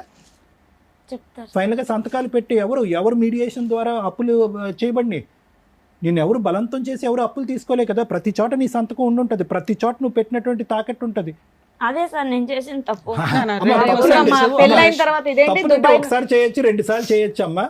జీవితాలని పనంగా పెట్టి పిల్లోడి యొక్క భవిష్యత్తు పనం పెట్టి నరకం చూపెట్టేటువంటి రాక్షసులకి పదే అప్పులు సంతకాలు పెట్టి ఎవరు? నాన్న 2 క్వశ్చన్లు. 10 ఏళ్ళు అయింది నువ్వు అప్పు చేసి, అప్పులు ఊరుకున్నారా ఇప్పటిదాకా? బాండ్ రాపించుకుంటా ఉన్నారు మేడం. ప్రతిసారి బాండ్లు ఇప్పుడు ఎంత కట్టరా? 3 సార్లు రాపించాను మేడం. ఒక్కొక్కళ్ళు. నీ దగ్గర ఏమున్నాయని? అంటే నేనేం సొంతంగా తేలేదు మేడం, She's a మా భర్త mediation. చెప్పితే ఇచ్చారు కదా కాబట్టి నన్ను మధ్యవర్తిత్వం బలవంతం చేసి. పెట్టలేదు మేడం. అతని దగ్గర నుంచి ఆ రాబట్టుకోవాలంటే 8 లక్షల స్టోరీ ఉంది కదా మేడం. సైన్లు కావాలి కదా మేడం, అదే టైం ఇప్పుడు. ఉండాలి కదా వాళ్ళకు, డబ్బులు తీసుకోవాలంటే అట్లా రాపించుకుంటున్నారు. ఇప్పుడు అతను ఏం చేశాడంటే చచ్చిపోయినాడా బతికున్నాడా అనేది అడ్రస్ లేకుండా కోవిట్లో ఉండిపోయినాడు. కోవైట్ లో మీ అమ్మ వాళ్ళ నాన్న వాళ్ళు ఎతికితే దొరకరా? దొరకలేదు మేడం, మాకు టచ్ సరే. లేదు మేడం. మీ తమ్ముడు ఏం చేస్తున్నాడు ఇప్పటికి? తమ్ముడు పెళ్ళయింది, 2 పాపలు. ఆయన బాగానే ఉన్నాడు, ఆయన కుటుంబం ఆయన ఉన్నాడు మేడం. ఇంట్లో మీకేం ఖర్చులకు గానీ ఏమి ఇవ్వడు, అమ్మ చూసుకుంటాది, ఇస్తాడు. అక్కడ నుంచి మీ అమ్మాయి చూసుకుంటుంది, నువ్వు మిషన్ కుట్టుకుంటున్నావు. పిల్లాడు చదువుతున్నాడా? చదువుకుంటున్నాడు. గవర్నమెంట్ స్కూల్లోనా ప్రైవేట్ స్కూల్? గవర్నమెంట్ స్కూల్లో వేసినాను, కానీ మా భర్త ఎవరినంటే వాళ్ళు పంపిస్తున్నాడు, నా బిడ్డను తీసుకోరప్పని. పోనీ పంపించేస్తే అక్కడ బాగుంటాడు, నీకు అడ్రస్ కూడా దొరికిద్దిగా. పిల్లోడు అక్కడ ఉన్నాడు అనుకో, అప్పులోడు అక్కడ చూపించవచ్చు కదా, నువ్వు అక్కడ ఉన్నాడు రప్పించుకోండి అని. కానీ ఏ రోజు బాబుని మన బిడ్డ అని వాళ్ళు ఏ రోజు చూడలేదు మేడం. నాన్న నువ్వు ఇక్కడ కూర్చున్న దగ్గర నుంచి ఒకే వర్షన్ని 2 రకాలుగా మాట్లాడుతున్నావు.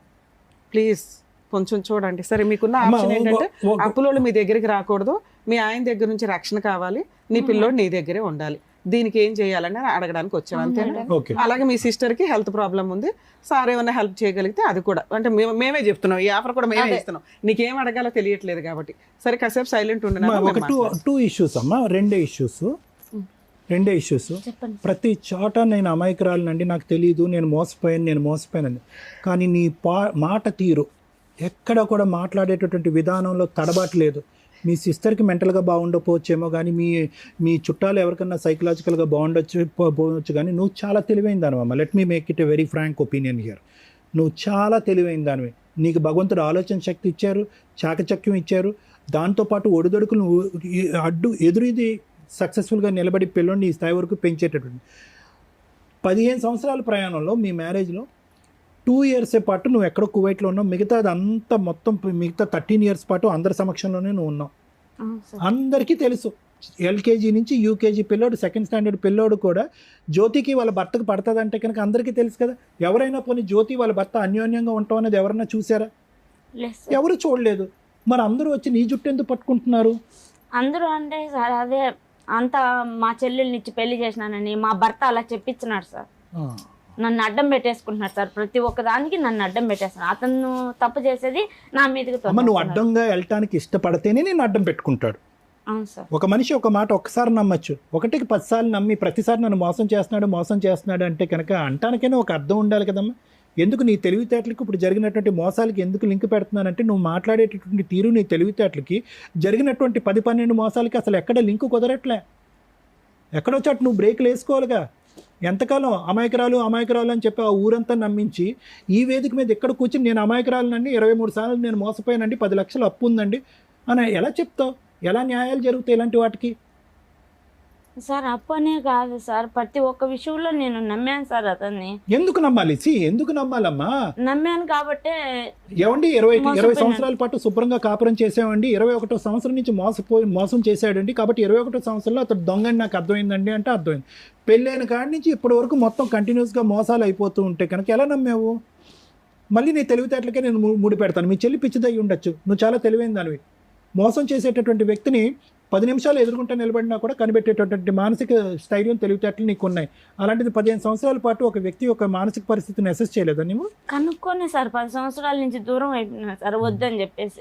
ఈ అప్పులన్నీ 10 సంవత్సరాల లోపే అయిపోయినా, అంతకు ముందే అయిపోయినాయి. అవును సార్. ఇంకా నేను సొంతంగా తేలేదు కాబట్టి, అతను చెప్తే ఇచ్చారు కాబట్టి నా దగ్గర బాండ్లు రాపించుకుంటా సగాన్ని సగం కట్టించుకున్నారు. ఇప్పుడు ఇంకా వడ్డీ అసలు కలిపి 10. ఇప్పుడు మీతో పాటు ఎవరు వచ్చారు? నేను బాబు వచ్చాను sir. With your permission madam, with your permission ఒక్కసారి అబ్బాయిని కూడా పిలిచి 1-2 క్వశ్చన్ పిల్లడికి ఏం తెలుస్తుంది అని అంటే వాళ్ళ నాన్న మాట్లాడుతా ఇప్పటి వరకు ఇవి చెప్పింది. నాకు ఏంటంటే చిన్న డౌట్, అట్లీస్ట్ వాళ్ళ నాన్న ఫోన్ చేసి మాట్లాడుతున్నాడా లేదా, ఏంటి ప్రవర్తన ఏంటనేది ఒక్కసారి నేను తెలుసుకుందామని అంతే. With your permission. Father son relationship. నీ పేరేంటి? రామ్ గోవర్ధన్. ఏం చదువుకుంటున్నావు?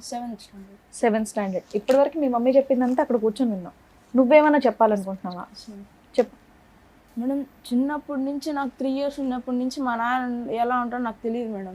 ఇప్పుడు వరకు ఫోటోల్లో అప్పుడప్పుడు చూసా, అంటే ఇప్పుడు చూడను. నాకు మా నాన్న అంటే ఇష్టం లేదు. ఫోన్లో మాట్లాడతాడు ఎప్పుడన్నా? మీ నాన్న లేదు. ఎప్పుడన్నా మీ ఇంటికి వచ్చాడా? నా పిల్లోడు నాకు కావాలి తీసుకెళ్ళిపోతానని ఎవరినైనా పంపించాడా? బయట వచ్చే నాన్న నిన్ను ఖతార్ తీసుకెళ్ళిపోతాను, దుబాయ్ తీసుకెళ్ళిపోతాను. స్కూల్కి వెళ్ళేటప్పుడు మధ్యలో ఫాలోయింగ్స్ అట్లా చేస్తూ ఉంటారు. వచ్చేవాడా? డైరెక్ట్ గా రాడు మేడం, ఎవరినైనా పెట్టించాడు. అలా నీకెలా తెలిసింది వాళ్ళు నీ కోసం వచ్చారని? అంటే శ్రీచక్ర స్కూల్లో చదువుతా ఉన్నాను మేడం, 1st to 4th. ఎన్ని సంవత్సరాల క్రితం స్టోరీ ఇది? ఇది ఫస్ట్ క్లాస్ నుంచి 1st class నుంచి 4th వరకు చదువుకుంటా ఉన్నాను. అంటే 2 years బ్యాక్. చదువుకునేటప్పుడు నేను థర్డ్ క్లాసు 4th క్లాసు ఈ 2 ఇయర్స్లో బాగా నేను వెళ్తూ ఉంటా కదా సింగిల్గా రోడ్డు దాటుకొని వెళ్తూ ఉంటా భయం లేకుండా. వెళ్ళేటప్పుడు అక్కడ రోడ్లో బండి వేసుకొని ఆగుంటారు మేడం ఎవరైనా ఇద్దరు. అప్పుడు ఇట్లా పిలుస్తారు, రే చిన్న ఇటు రారా అని. ఏం నా అన్నప్పుడు మీ నాన్న ఫోన్ చేసినాడు మాట్లాడు అని చెప్పి వీడియో కాలు వీళ్ళు ఫోన్ నాకు చూపిరు మేడం, ఇటు పెట్టి చూపిస్తారు. నాది నాకు ఎలా తెలిసిందంటే మా అమ్మకి చెప్పిన, మా అమ్మ అప్పటికి వచ్చేటప్పటికి వాళ్ళు ఉండరు, వెళ్ళిపోయి ఉంటారు. ఫోన్లే నాన్నే కదా మాట్లాడవచ్చుగా, మాట్లాడకూడదని నువ్వెందుకు అనుకున్నావు? చిన్నప్పటి నుంచి జరిగేది చూసానే ఉన్నాను కదా మేడం. నువ్వేం చూసావు నాన్న? నువ్వు పుట్టినప్పటి నుంచి మీ నాన్న ఎప్పుడు డైరెక్ట్ గా చూడలే, మీ అమ్మ చెప్పింది వినటమే తప్ప. అది అబద్ధాలు అయి ఉండొచ్చు కదా. మీ ఇంట్లో మీ పిన్న ఒకటి ఉంది, మీ అమ్మ కూడా అలాగేనేమో అమాయకురాలేమో అని నువ్వెందుకు అనుకోలే? అంటే నేను లేకుండా నాన్నతో మాట్లాడొద్దు నా అమ్మ ఎప్పుడన్నా చెప్పిందా? చెప్పలేదు సార్. మరి ఒకసారి మాట్లాడి ఉండాల్సింది. మీ నాన్న నీతో ఎలా మాట్లాడతాడో నీకు తెలిసి ఉండేదిగా. మాట్లాడమంటే ఫస్ట్ లో ఒకసారి మాట్లాడినా మేడం, ఫస్ట్ స్టార్టింగ్ లో. సరే ఓకే మాట్లాడలేదన్న. దానికంటే ఇంపార్టెంట్ పాయింట్, నీకు ఇప్పుడు 7వ తరగతి అంటే నీకు 12 సంవత్సరాలు నాన్న. Simple question. 13 8 ఉండాలా? ఈ కరోనా వచ్చినప్పుడు ఒక ఇయర్ స్కిప్ అయిందా? సరే పర్లేదు నాన్న, నువ్వు తెలివైన చాలా సక్సెస్ఫుల్ అవుతావు లైఫ్లో. ఈ ఆలోచనలో అన్నిటిలోంచి బయటపడితే చాలా సక్సెస్. నీకు ఒకటే ప్రశ్న. మా అమ్మ కూడా చెప్తా ఉంటా సార్, నేను ఇలాంటి ఆలోచనలు ఏం పెట్టుకోవద్దు, వదిలేయి వచ్చినప్పుడు చూసుకుందాము అని చెప్తా ఉంటారు సార్. అన్ని వదిలేయగలదురా నాన్న. అమ్మ అప్పు ఎలా వదిలేస్తుంది? అప్పు ఎవరు కడుతుంది? అమ్మ గుడ్డిగా పెట్టినటువంటి సంతకాల వల్ల ఆ భారం అంతా ఇప్పుడు నెత్తిమే పడి అది కాస్త నీమే ప్రభావం పడి చిన్నపిల్లడు నువ్వు ఏడ్చే పరిస్థితికి వచ్చింది నాన్న. 6 years అప్పుడు నీ మెడ మీద ఎవరన్నా కత్తి పెట్టడం అనేది నీకు గుర్తుందా? బాబు మెడ మీద కత్తి పెట్టినప్పుడు బాబు 3 సంవత్సరాలు బాబు 3 years అమ్మా. సో మీ నాన్నతో ఒక్కసారి కూడా ఫోన్లో మాట్లాడటం కానీ చూడలేదు? నేను మీ నాన్నతో మాట్లాడిస్తాం, మాట్లాడతావా? మాట్లాడవా? మీ నాన్నతో కలుస్తావా? కలవా? మీ నాన్న మంచిగా మారాను నువ్వు కావాలని వస్తాడు నీ దగ్గరికి, వెళ్తావా? మీ అమ్మ వెళ్తావా? మీ అమ్మ కలుస్తుంటానన్నా వెళ్ళవా? నన్ను నువ్వు ఈరోజు సూపర్ డైలాగ్ ఏమని చెప్పావు తెలుసా? మంచి మాట, అసలు నాకే అసలు మైండ్ బ్లోయింగ్. ఏమని చెప్పావు తెలుసా? అమ్మ ఈ గొడవంతా ఎందుకమ్మా, వదిలేయమ్మా, మన ఇద్దరం సుఖంగా ఉందాం, నువ్వు టైలరింగ్ చేసుకుని నువ్వు కష్టపడుతున్నావు, నేను చదువుకుంటున్నాను, హ్యాపీగా ఉన్నదాన్ని నువ్వు మాట అన్నావు చూడు, నువ్వు హీరోరా, నిజంగా హీరో. మీ అమ్మలో ఉన్న ప్రాబ్లం ఏంటో ఒక్కసారి మాకు చెప్తావా? అమ్మ బాధపడుతుంది, అమ్మ కష్టాల్లో ఉంది కాదనట్లేదు. పిన్నిని చూసుకోవాలి, నిన్ను చూసుకోవాలి. పిన్ని కూడా మానసికంగా బాగాలేదు, పిన్నిని నేను అడ్మిట్ చేయిస్తాను, పిన్నిని బాగా చూసుకునేటట్టు ఉంటాను. ఇక మీ ఇద్దరు ఒకరినొకరు చూసుకోవాలి. కానీ మీ అమ్మ ఎలా మారాలనేది నాకు ఒక్కసారి చెప్పు. మా అమ్మ అంటే సార్ మా నాన్నకి మా అమ్మకి ఏ సంబంధం ఉండకూడదు సార్, అసలు ఉండకూడదు. అంటే ఈ డైవర్స్ అలాంటివి ఉంటాయి కదా, అవి ఇప్పించి మా అమ్మకి ఏం సంబంధం ఉండకూడదు సార్. నీకు నాన్నొద్దు, అమ్మకి భర్త కూడా ఉండకూడదు. మేమిద్దరము ఎలాంటి సమస్య లేకుండా బాగా ఉంటే హ్యాపీగా ఉండాలి. ఇక్కడ సమస్య మీ అమ్మ నాన్న, నీకు తెలుసా ఆ సంగతి కదా? ఇంకొంచెం పెద్దోడు అవ్వాలి, నీకు విషయాలు తెలియాలి. 13 ఏళ్ళ అబ్బాయి వచ్చి very bad, very sad and bad, very sad. జాగ్రత్త, నువ్వైతే బాగా చదువుకో. సార్ మీరు విన్నారు కదా సార్, మీరు ఏమంటారు? అమ్మ డివోర్స్ పేపర్ కూడా ఉందా? సంతకాలు డివోర్స్ లేదా? అక్కడి వరకు వెళ్ళలేదా వ్యవహారం? అంటే 498 ఒకటే వేశారు సార్, అది పోలీస్ స్టేషన్ కాబట్టి, అది 2018లో వేసింది. బాబు పేరు ఏంటమ్మా? రామ్ గోవర్ధన్ సార్. ఏంటమ్మా పిల్లోడు తెలుసా? వాడు చాకువాడు, వాడు వదిలేసేవాడు, హీరో అయిపోతాడు, నడిపిస్తాడు వాడు. వాడిని కరెక్ట్ వాతావరణం ఈ ఆడికి ప్రపంచాన్ని నడిపిస్తాడు వాడు. నన్ను వాడిని చదివించాలంటే నాకు ఇప్పటి నుంచే చాలా భయం. నేను అన్నాను కదా నువ్వు తెలివైందని అన్నావు కదా, నీ కొడుకు కూడా చాలా తెలివైనవాడు, ఇద్దరు చాలా తెలివైన వాళ్ళు. 4 సంవత్సరాలు బిడ్డప్పటి నుంచి నల్లుతానే ఉన్నాడు సార్ బాబు ప్రతి ఒక్క విషయంలో. అమ్మ జ్యోతి, ఇక్కడ ఇష్యూ అనేది చాలా సింపుల్ అమ్మ. Okay, simple in the sense that అర్థం చేసుకోవటానికి సింపుల్, అనుభవించడానికి చాలా కష్టం. నీ స్థానంలో కూర్చుని బయట పెట్టడం అనేది ఇంకా కష్టం, వాడి స్థానంలో కూర్చుని ఏంద్రా ఈ గోళ అని అనుకోవటం ఇంకా కష్టం. చిన్నపిల్లోడు వాడు ఇక్కడ కూర్చుని రామ్ గోవర్ధన్ ఈరోజు పరీక్ష పోయిందని ఏడవట్లేదు, టీచర్ ఏడిపించిందని ఏడవట్లేదు, ఫ్రెండ్స్ కొట్టారని ఏడవట్లేదు, ఈ డబ్బులు లేవని ఏడవట్లేదు. వాడు ఎందుకు ఏడుస్తున్నాడు ఈరోజు? ఏంది సార్ ఈ చిక్కుముడి సమస్య? పుట్టేరుగు నాకు 12 సంవత్సరాలు 13 సంవత్సరాలు. ఏంటి దరిద్రం? చాలామంది తండ్రి కావాలి, అమ్మకు ఒక భర్త కావాలి, ఒక మగదిక్కు కావాలనుకుంటారు. నేను వద్దు అనుకుంటేనే నా జీవితంలో 12 సంవత్సరాలు గడిచిపోయినాయి సార్, ఏంటి సార్ ఈ బ్రతుకని చెప్పాడు ఇక్కడ కూర్చుని కంటతడి పెట్టుకుంటే. ఇంతకంటే కర్మ ఉందమ్మా. ఈరోజు ప్రపంచం అక్కర్లేదు, పద్మవ్యూహం అనేటటువంటి ఈ వేదిక అక్కర్లేదు. అసలు నువ్వు ఏం చెయ్యాలి అనేటటువంటి దానికి ఇక్కడ ఒక లాయర్ అయినా, ఒక డాక్టర్ అయినా, ఒక కౌన్సిలర్ అయినా, ఒక పెద్ద అయినా, ఒక దిక్కైనా, ఒక తల్లి అయినా, ఒక తండ్రి అయినా నీ కొడుకు చెప్పేస్తాడు నీ కౌన్సిలింగ్. నీ కొడుకు చెప్పేస్తాడు కౌన్సిలింగ్, ఏమీ అక్కర్లేదు, సింపుల్ లాజిక్ ఇక్కడ. అమ్మ బురద అంటుకుంది, కడుక్కుందాం. బురద అంటుకున్న చోట మళ్ళీ ఇంకా బురద అంటించుకుని ఇందాక నువ్వు అన్న మాట చూడు, ఆ మాటకి నేను ఒకటి చెప్పాను కదా సార్, నమ్మి మోసపోయాను అంటే ఎవరికైనా కూడా నమ్మి మోసపోవటం అనేటటువంటి మాట అనే హక్కు ఒకటి కానీ 2 సార్లు కానీ ఉంటుంది. 10-12 సంవత్సరాల పాటు నమ్మి మోసపోయాను అనేటటువంటి మాట అచ్చిరాదమ్మా. ఈరోజు ఎవరి జీవితం ఎవరు బ్రతుకులు తాకట్టు పెట్టో చెప్పు. నీ జీవితం ఎలాగే ఇలా అయ్యింది. ఈరోజు ఒక వ్యక్తి చేతిలో మోసపోయావు, ఈరోజు వాడి జీవితం, వాడి భవిష్యత్తు. ఈరోజు వాడు తండ్రి ఉందనుకోవాలా, తండ్రి లేడనుకోవాలా? నన్ను అదే అడుగుతాడు సార్. మీ వేళ్ళ మీద లెక్క పెట్టచ్చు. ఈ వేదిక మీద ఉన్నటువంటి నాకున్న అనుభవంతో కానీ, రమ్య మేడంకు ఉన్నటువంటి అనుభవం కానీ, శ్రీవాణి గారికి ఉండేటటువంటి ఆలోచనతో కానీ వేళ్ళ మీద లెక్క పెట్టచ్చు. ఎంతమంది పిల్లలు వచ్చి ఇక్కడ కూర్చుని మా అమ్మ నాన్నకి డివోర్స్ ఇప్పించి మా నాన్నతో ఎటువంటి సంబంధం లేనటువంటి వాతావరణం క్రియేట్ చేయండి సార్ అని ఎంతమంది అడిగారో చెప్పి ఇక్కడ ఉన్న వాళ్ళని అడుగు. ఎవరు అడగరు. ఒక 13 సంవత్సరాల పిల్లోడు వచ్చి ఈరోజు అది అడిగాడు అంటే కనుక 13 సంవత్సరాల పాటు వాడు ఎంత నరకం అనుభవించాడు అనేది మనకి ఇప్పుడు లెక్క తెలిసిపోతుంది. వాడికి తెలియనటువంటి వయసులో జరిగినటువంటి అన్యాయాలు, ఆ 2-3 సంవత్సరాలు కువైట్లో ఉన్నవి, అవి ఇంకా ఘోరాతి ఘోరం. వాడికి ఊహ తెలియదు కాబట్టి ఈరోజు నువ్వు చెప్తుంటే వాడు విన్నాడు. ఒకటమ్మా, ఈరోజు ఎదురుగా తండ్రి ఎదురుగుంటా ఉండి అదే ఊర్లో తండ్రి ఉంటే కనుక వీడు ఆ తండ్రిని ఏం చేసి ఉండేవాడో నాకు తెలియదు. కానీ ఈరోజు అతని అదృష్టమో నీ దురదృష్టమో నాకు తెలియదు, కానీ ఈరోజు అతను ఫిజికల్గా దూరం అయిపోయాడు తండ్రితో, మెంటల్గా తండ్రితో ఆడికి కనెక్టివిటీ లేదు. ఈరోజు తల్లి ఎదురుగుంటా ఉండి తల్లితో కనెక్టివిటీ లేదు. ఎదురుగుంటా కొడుకు ఎదుగుతున్నాడు, కానీ తల్లి ఒక మానసిక పరిస్థితిలో ఒక కొడుకుని చూసుకుని ఆస్వాదించి పెంచి పెద్ద చేసి వాడి తెలివితేటలని వాడి భవిష్యత్తుని తీర్చిదిద్దేటటువంటి మానసిక పరిస్థితిలో లేడు అంటే కనుక ఈరోజు వాడు ఒక్కడగా ఉన్న 2 తల్లిదండ్రులు ఉన్న అనాథవాడు. అర్థమైందమ్మా? అంటే నాకు 10 లక్షల గురించి లెక్క నాకు తెలియదమ్మా, 15 లక్షల గురించి కూడా నాకు తెలీదు. నీకు అది భారం అనిపిస్తుందేమో. ఈరోజు తెలివితేటలు ఉన్నాయి, కాళ్ళు చేతులు శుభ్రంగా పనిచేస్తున్నాయి. నువ్వు కష్టపడి ఉంటే కనుక ఈ పాటికి ఎన్ని లక్షలు సంపాదించి ఉండేది. లక్షలు కాకపోయినా కొంత వ్యవధిలో కొంతవరకు సంపాదించేవాడు. వాడు ఎక్కడ పడితే అక్కడ సంతకాలు పెట్టకుండా ఉండుంటే కనుక ఎన్ని బ్రతుకులు ఈరోజు కాపాడి ఉండేదానో తెలుసా? ఎన్ని భవిష్యత్తులు కాపాడి ఉండేదో తెలుసా? నువ్వు అది లేదు. నీ కష్టం మీద నిజంగా ఎవరికైనా ఆశ్చర్యం కలుగుతుందమ్మా. ఈ అమ్మాయి మాట తీరులో తెలివి ఉంది, ఆలోచనలో తెలివితేటలు ఉంది, ఎవరు వెనక ముందు లేరు. ఓకే, చెల్లి తన మీద డిపెండ్ అయ్యి ఉందంటే కొన్ని సంవత్సరాల పాటు చెల్లి నీ మీద డిపెండ్ అయ్యింది.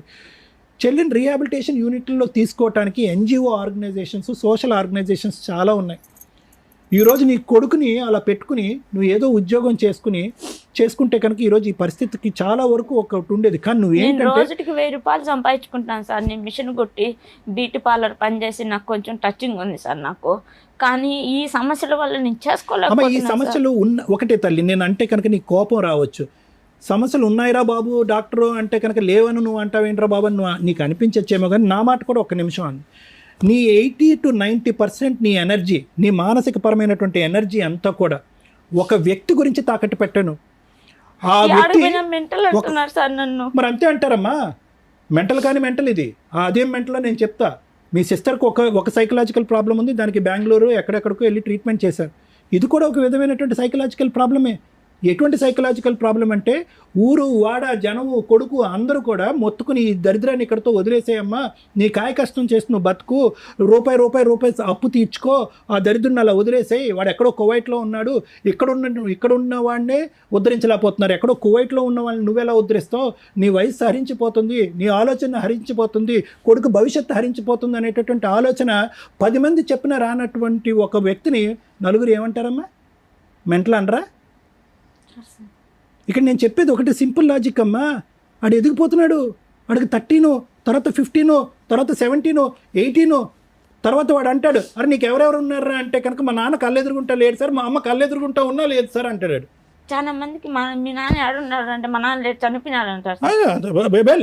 చనిపోవడం నన్ను చూసి ఎందుకు మీ కొడుకు అలా చెప్తున్నాడంటే వాడు అలా చెప్తున్నాడు ఎందుకంటే మా భర్త అలా ప్రాబ్లం. అమ్మా నాన్న లేడు అనేది మా అమ్మ మా నాన్న యొక్క ఉచ్చులో పడి మా నాన్నే కావాలి అనే ఆలోచనతో, లేదంటే మా నాన్న వచ్చి అప్పు తీర్చాలనేటటువంటి ఆలోచనతో ఒక పిచ్చితనంతో ఎక్కడ పడితే అక్కడ సంతకాలు పెట్టి మా నాన్న దూరంగా ఉండి చచ్చిపోయాడు, మా అమ్మ కళ్ళెదురుగుంటా ఉండి కూడా నాకు ఉన్నట్టు అనిపించలేదు అనే మాట కూడా అంటాడు. చూడండి వాడు పెద్దయ్యాక మా అమ్మ ఎప్పుడూ ఒక లోకంలో ఉండేదండి, ఒక పరిజ్ఞానంలో ఉండేదండి అనేటటువంటి మాట వాడి దగ్గర నుంచి వస్తుంది. ఈరోజు నన్ను ఇంకో గంట మాట్లాడమన్నా నేను నీ గురించి మాట్లాడినమ్మా, నేను గోవర్ధన్ గురించే మాట్లాడతా. ఇంకో గంట సేపు మాట్లాడమన్నా ఎందుకంటే నీ భవిష్యత్తుని నువ్వు ఇలా అగ్గిపుల్ల గీసుకుని నువ్వు అంటించుకున్నావు. వాడి భవిష్యత్తు ఎవరు అగ్గిపుల్ల గీశారు ఇక్కడ? ఒక చిన్న పిల్లోడు ఇక్కడ కూర్చుని 13 సంవత్సరాల పిల్లోడు ఈరోజు కూర్చుని ఎవరో చనిపోయినట్టునో, ఒక గొప్ప ఎగ్జామ్లో ఫెయిల్ అయిపోయినట్టునో, భవిష్యత్తు అంతా సర్వనాశనం అయిపోయినట్టునో, లేదంటే సునామీ వచ్చినట్టుగానో వాడు ఏడుస్తున్నాడు ఈరోజు. ఏం కర్మ వాడికి? వెళ్ళిపోదాం పామ్మ, నువ్వు ఎక్కడికన్నా ఉంటాడు సార్. నన్ను ఎక్కడికి వెళ్ళిపోతారమ్మా? అంటే రాజంపేట వదిలిపెట్టేసి ఎక్కడికన్నా దూరంగా సరే వెళ్ళి విను, బతుకున్నాం జ్యోతి వినమ్మా, అంటున్నాడు. ఒకటే పాయింట్ అమ్మా, నేను ఒకే పాయింట్ చెప్తాను, నేను క్లోజ్ చేస్తాను. ఇప్పటికైనా ఈ వేదిక ద్వారా నీకు కొద్దిగా జ్ఞానం బుద్ధి వస్తే కనుక ఏడవకు, ఏడవలసినటువంటి అవసరం లేదు. బంగారమైనటువంటి కొడుకున్నాడు, బంగారమైనటువంటి భవిష్యత్తు ఉన్నాడు. వాడు 100 మంది మగాళ్ళతో సమానం. నిన్ను నెత్తి మీద పెట్టుకుని పూజిస్తాడు. వాడికి కావలసినటువంటి ఆరోగ్యాన్ని వాడికి ఇవ్వటానికి, ప్రసాదించడానికి నువ్వు డిసైడ్ అవ్వు. వాడు ఎవరినైతే వదిలేసి, ఏ ఆలోచన అయితే వదిలేయమంటున్నాడో ఆ ఆలోచన వదిలేసి ముందుకు రా. మేము హెల్ప్ చేయడానికి రెడీగా ఉన్నాం. నేను మా చెల్లెల విషయంలో నన్ను సేవ చేయండి సార్, నాకు అదే పెద్ద అమ్మ, మీ చెల్లెల్ని లోకల్గా ఉండేటటువంటి అథారిటీస్తో కానీ, లేదంటే అక్కడ కడప జిల్లాలో కానీ, లేదంటే వేరే చోట కానీ నేను ఎన్జిఓ ఆర్గనైజేషన్స్తో మాట్లాడి ఆ అమ్మాయిని ఎవరైనా టేక్ ఓవర్ చేసుకుంటారేమో అని చెప్పి నేను అడుగుతా. కానీ ఫస్ట్ ఆఫ్ ఆల్ ఏంటంటే మెంటల్ రిటార్డేషన్ వేరే, మెంటల్ ఇల్నెస్ వేరు అమ్మ. అంటే వినండి ఒక్క నిమిషం అమ్మ. పుట్టుకతో వచ్చేటటువంటి మానసిక వికలాంగత్వం ఒకటైతే కనుక మధ్యలో వచ్చేటటువంటి మెంటల్ ప్రాబ్లం అనేది రెండోది. ఓకే, ఇది ఏది అనేది ఫస్ట్ మనం తెలుసుకోవాలి. ఆ అమ్మాయికి సంబంధించినటువంటి కాగితాలు కానీ, ఆ అమ్మాయి వాడేటటువంటి మందులు కానీ. ఎందుకంటే కనుక విపరీతంగా మానసిక పరిస్థితి బాగాలేకపోతే కనుక హాస్పిటల్కి పంపిస్తారు, రీహాబిలిటేషన్ యూనిట్కి పంపించరు. ఎందుకంటే రీహాబిలిటేషన్ యూనిట్లో అందరూ కూడా రికవర్ అయినటువంటి వాళ్ళు, ఎటు పోలేనటువంటి వాళ్ళు రీహాబిలిటేషన్ యూనిట్లో ఉంటారు. ఈ అమ్మాయి వెళ్ళి అక్కడ ఇంకో విధంగా ప్రవర్తిస్తే కనుక వాళ్ళందరూ డిస్టర్బ్ అవుతారు. కాబట్టి ఫస్ట్ ఈ అమ్మాయి యొక్క పరిస్థితి ఏంటి అన్నది మనం తెలుసుకోవాలి. అప్పుడు దాన్ని బట్టి ఎలిజిబిలిటీ ఉండాలి. ఎలిజిబిలిటీ ఉంటే కనుక ఖచ్చితంగా మనం అక్కడ పెట్టి ఆ అమ్మాయికి అయితే, ఆ అమ్మాయి భారం అయితే నేను ఎత్తుమే లేకుండా అయితే కనుక చేయగలం అమ్మ. ఇది నెంబర్ 1. అదే సార్ నాకు నెంబర్ 1. నెంబర్ 2 ఏంటంటే నాకేమనిపిస్తుంది అంటే జ్యోతి, ఇప్పుడు వరకు నువ్వు చేసినటువంటిది ఒక చీకటి పోరాటం. ఆ పోరాటం కాదంటలేదు, నీ కన్నీళ్ళని చూస్తుంటే మా అందరికీ బాధగా ఉంది. అరే, ఒక ఆడపిల్లకి ఇంత కష్టమా నా అనేటటువంటి వాళ్ళు లేరా, ఎవరు సపోర్ట్ లేరా, ఈ అమ్మాయి ఒక పెద్ద దిక్కుగా ఒక అమ్మాయిని చూసుకుంటుందా అనేటటువంటి బాధతో మా కడుపు తరుక్కుపోతున్నా కూడా ఈరోజు దిశ లేనటువంటి పోరాటంగా బాధేస్తుందమ్మా. ఎందుకు పోరాడుతున్నావో కూడా అర్థం కావట్లేదు. ఒక 2 బ్యాగులు కాగితాలు తీసుకుని వచ్చాయి, ఈరోజు దిశ లేదు. ఎటుపోతున్నావు? ఈ పోరాటంలో నువ్వు గెలిచేది ఏమి ఉండదు, ఓడిపోయేది మాత్రం చాలా ఉంటుంది. 10 లక్షలు కాదు, 1 కోటి రూపాయలు ఓడిపోయేది ఉంటుంది ఇక్కడ, పోగొట్టుకునేది. అదే ఇందాక గోవర్ధన్ భవిష్యత్తు గురించి నేను చెప్పాను. ఇది ఎప్పుడు, ఈ తెలివితేటలో ఆలోచన ఎప్పుడైతే ఉండాలి? 2 ఇయర్స్ పాటు దేశం కాని దేశంలో ఒక దుర్మార్గుడు, ఎవరు, మీ బావ, వాడు నీతో ఒక చెడుగా ప్రవర్తించి ఈ చేయకూడనటువంటి పనులన్నీ నీతో చేసినప్పుడు, నీ భర్త ఏమొచ్చి క్రికెట్ మ్యాచ్ ఆడుకోవటానికి వెళ్ళిపోయినప్పుడు, మళ్ళీ పుత్తూరులో ఇల్లు కొన్నా, 2 అన్నదమ్ముడు కొని అది నన్ను అక్కడ పెట్టాలని వినండి దానివల్ల అప్పులు. వినండి మేడం, వినండి. వాళ్ళిద్దరు దొందే. వీడికి తెలియంది వాడికి ఏం తెలియదు, వాడికి తెలియంది వీడికి అంతా తెలుసు. వాడు క్రికెట్ మ్యాచ్కి వెళ్ళినప్పుడు ఈడు నీ పక్కలో ఉన్నాడు అనేటటువంటి అంశం కూడా తెలుసు. సారీ, తప్పుగా అనుకోకండి. ఇవన్నీ కూడా అన్నీ తెలిసే. ఎక్కడా కూడా నీ భర్త 0.1% కూడా ఒక గుడ్నెస్ అనేటటువంటి అంశం లేనటువంటి వ్యక్తి. అతని ప్రేరేపణ, అతని ప్రోత్సాహంతోనే మీ బావ అనేటటువంటి వాడు అనేది నా అనుమానం. ఎటొచ్చి తీసి పక్కన పెట్టండి. వెనక్కి తిరిగి వచ్చారు. తిరిగి వచ్చిన తర్వాత ఏం చేయాలమ్మా? తిరిగి వచ్చిన తర్వాత ఏం చేయాలి? ఇంకా ఎగ్జాంపుల్స్, ఆలోచనలు లేవు. ఇదేంటి కనికరం లేకుండా మెడపట్టు గెంటేసినటువంటి వ్యక్తితో నేను ఎటువంటి సంబంధం పెట్టుకోవాలనేటటువంటిది అక్కడి నుంచి పోరాడి తెగొట్టుకుని ఉంటే సంవత్సరంలో అయిపోయి ఉండేది. ఈరోజు నువ్వు బిడ్డని అనేటటువంటి వ్యక్తిని కన్న తర్వాత వాడిని విస్మరించి వేరే పోరాటం చేయటం అనేటటువంటి దాన్ని నేను ఇచ్చే ట్యాగ్ లైన్ ఏంటంటే గుడ్డి పోరాటం. ఇప్పటికైనా ఏమీ మించిపోలేదమ్మా. బాబు వెనుకలు పాప కూడా చనిపోయింది సార్, అది పుట్టి చనిపోయిందమ్మా. ఇప్పటికీ ఏమీ మించిపోలేదు. నువ్వు ఈ డిప్రెషన్, మానసిక పరమైనటువంటి డిప్రెషన్ నుంచి బయటికి రా. మీ సిస్టర్కి ట్రీట్మెంట్ కాదు, నువ్వు కొద్ది ట్రీట్మెంట్ తీసుకుంటే కనుక కొద్ది మానసికంగా తేరుకుంటావు.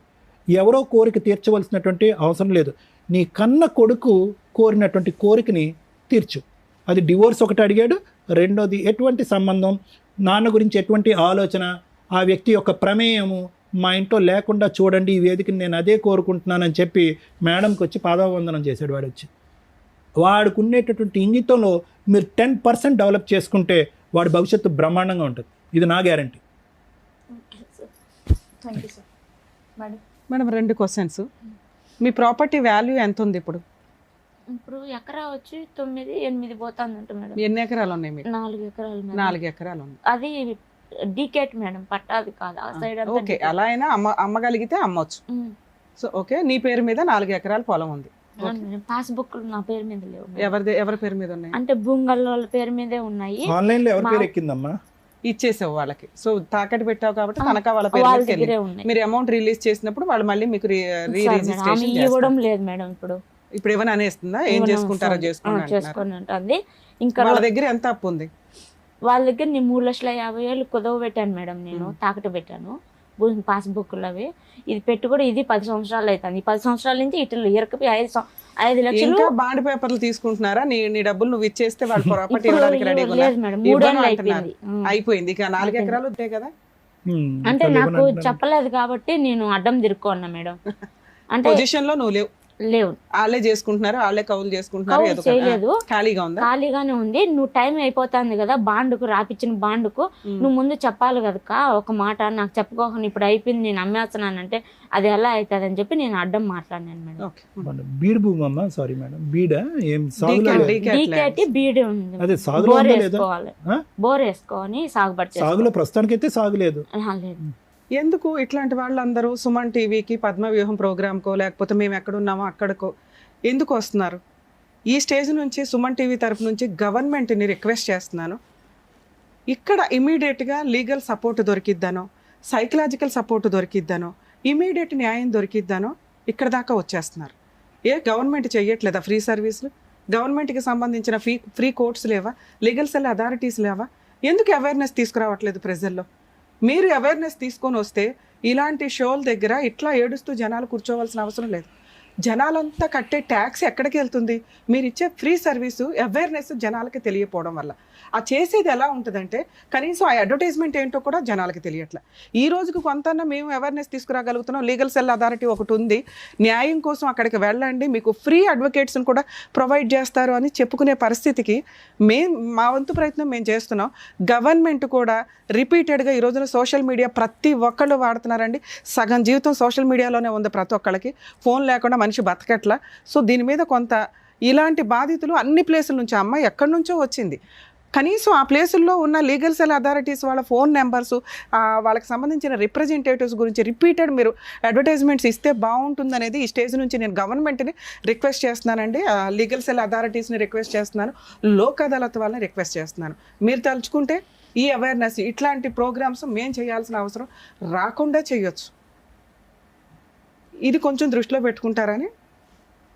కేసు గురించి మాట్లాడితే న్యాయం కోసం ఎక్కడెక్కడి నుంచో వచ్చేస్తున్నారు మేడం. వీళ్ళు ఎంత చేయగలరు, ఎంత చేయలేరు? మేము ఇక్కడ మా ప్రాక్టీసు అయిపోగా మిగతా టైంలో సాటర్డేసో సండేసో ముగ్గురం టైం చూసుకొని మా ప్రొఫెషన్స్లోంచి బయటకు వచ్చి మేము షో చేస్తుంటే పొద్దుటనక రాత్రి అనక ఎప్పుడో వచ్చేసి కూర్చుంటున్నారు.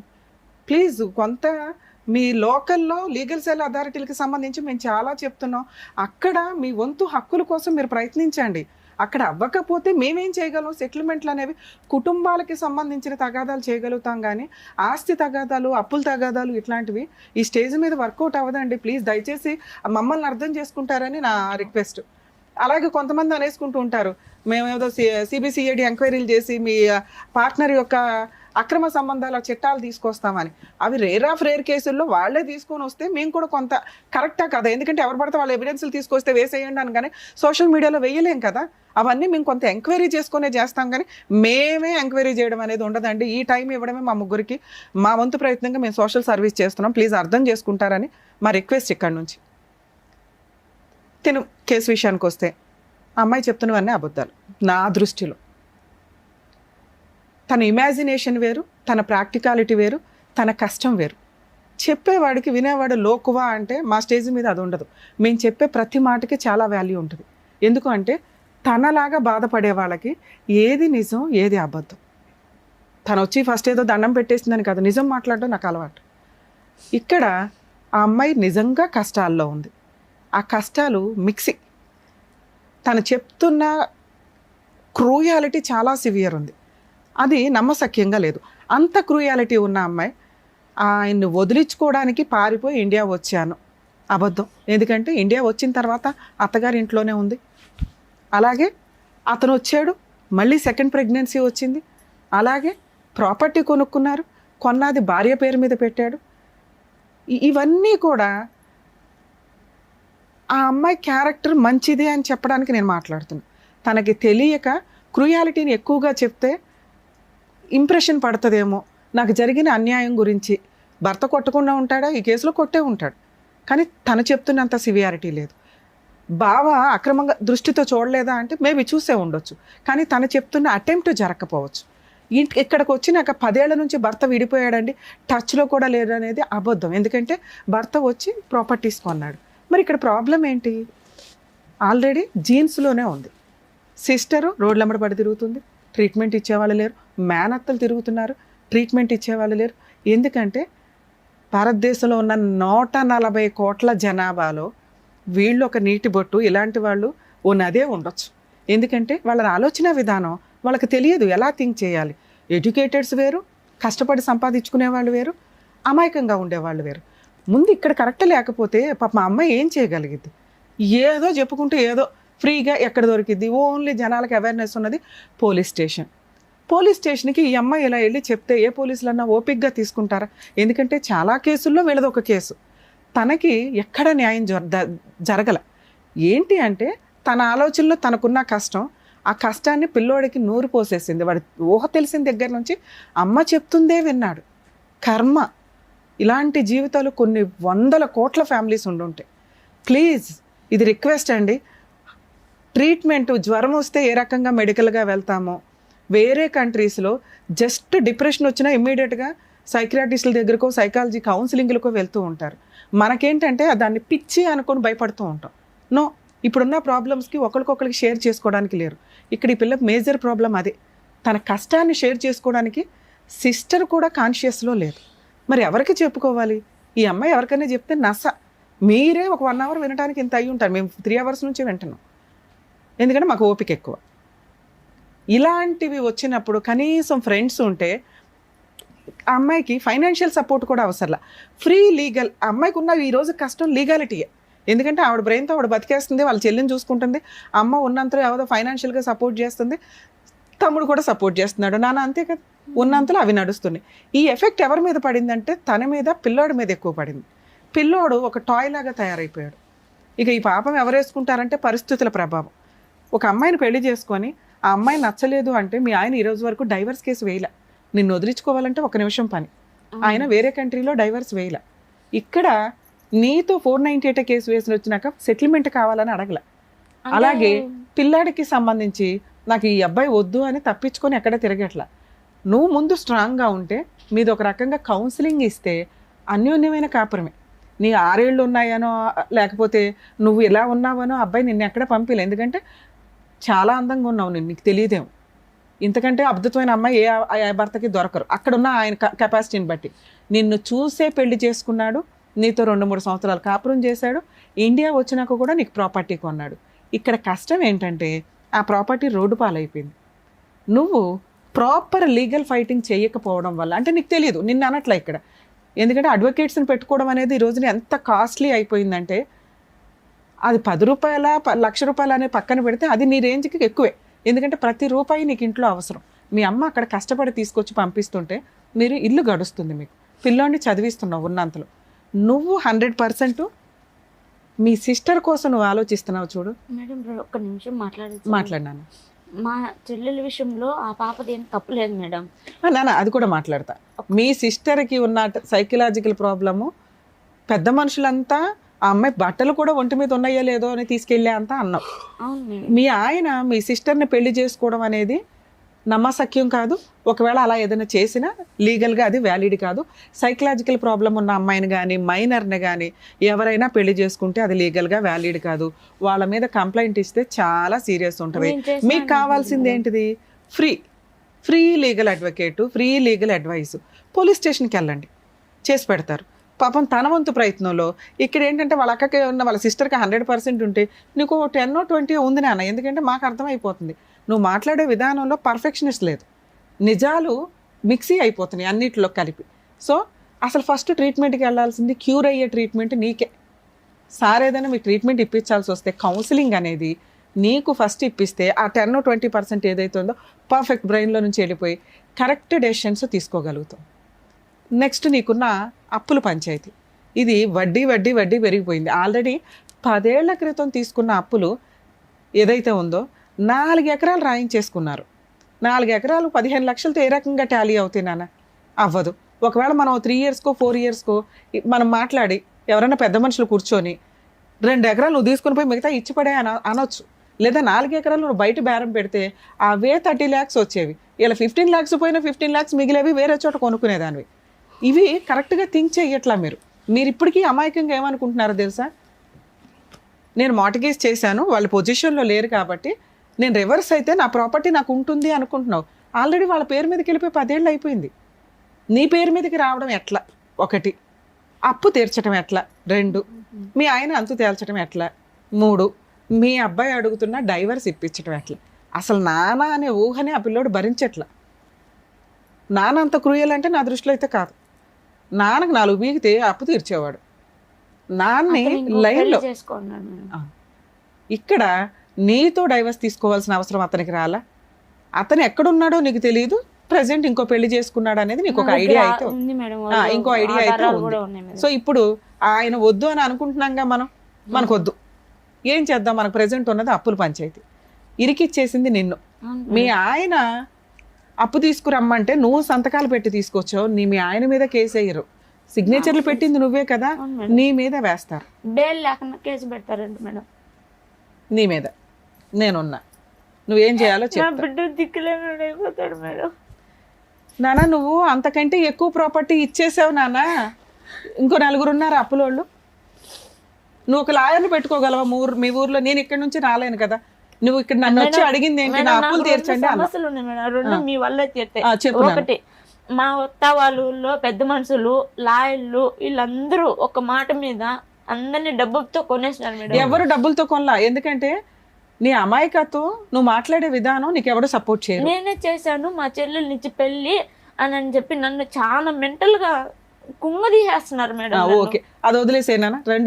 రెండోది వచ్చేసి, నువ్వు మా మీద కేసు పెట్టినా మాకు భయసనంగా ఉండదు, నువ్వు ఏడన్నా చచ్చిపో, నాకు బిడ్డని ఇచ్చేసి అని మాట్లాడుతున్నారు మేడం. నేను అందుకే ఫస్ట్ నిన్ను రిక్వెస్ట్ చేసింది, నువ్వు ఫస్ట్ ట్రీట్మెంట్కి వెళ్ళు అని. నువ్వు చెప్తున్న ఈ 2 నిజాలు కాదు. ఎందుకు అంటే నువ్వు మాట్లాడితే జనాలు అలాగే ఉంటారు.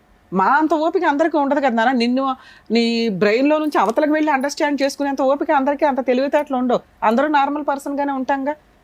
ఎవరైనా హెల్ప్ చేయడానికి అంతంత మాత్రం ఈ రోజుల్లో. అర్థమవుతుందా? ఇప్పుడు నీకున్నవి 2 ఆప్షన్స్. ఒకటి, నీ అప్పులు తీర్చాలి, నీ మీద ఎవరో కేసు లేకూడదు, అంతేనా? నువ్వు ఒక్క లాయర్ని ఎవరినైనా పెట్టుకోగలవా? నేను ఫోన్లో మాట్లాడతాను. మీరే మాట్లాడండి మేడం, నాకు ఎవరు పలకడం. మీ ఊర్లో నాకు తెలియదు కదా నాన్న. మా ఊర్లో ఉన్నారు కానీ, నెమ్మలు అన్ని ఉన్నాయి కానీ వాళ్ళు. అమ్మా, మీరు మీ ఊర్లో ఒక చిన్న అడ్వకేట్ని ఎవరినైనా పెట్టుకోగలరా?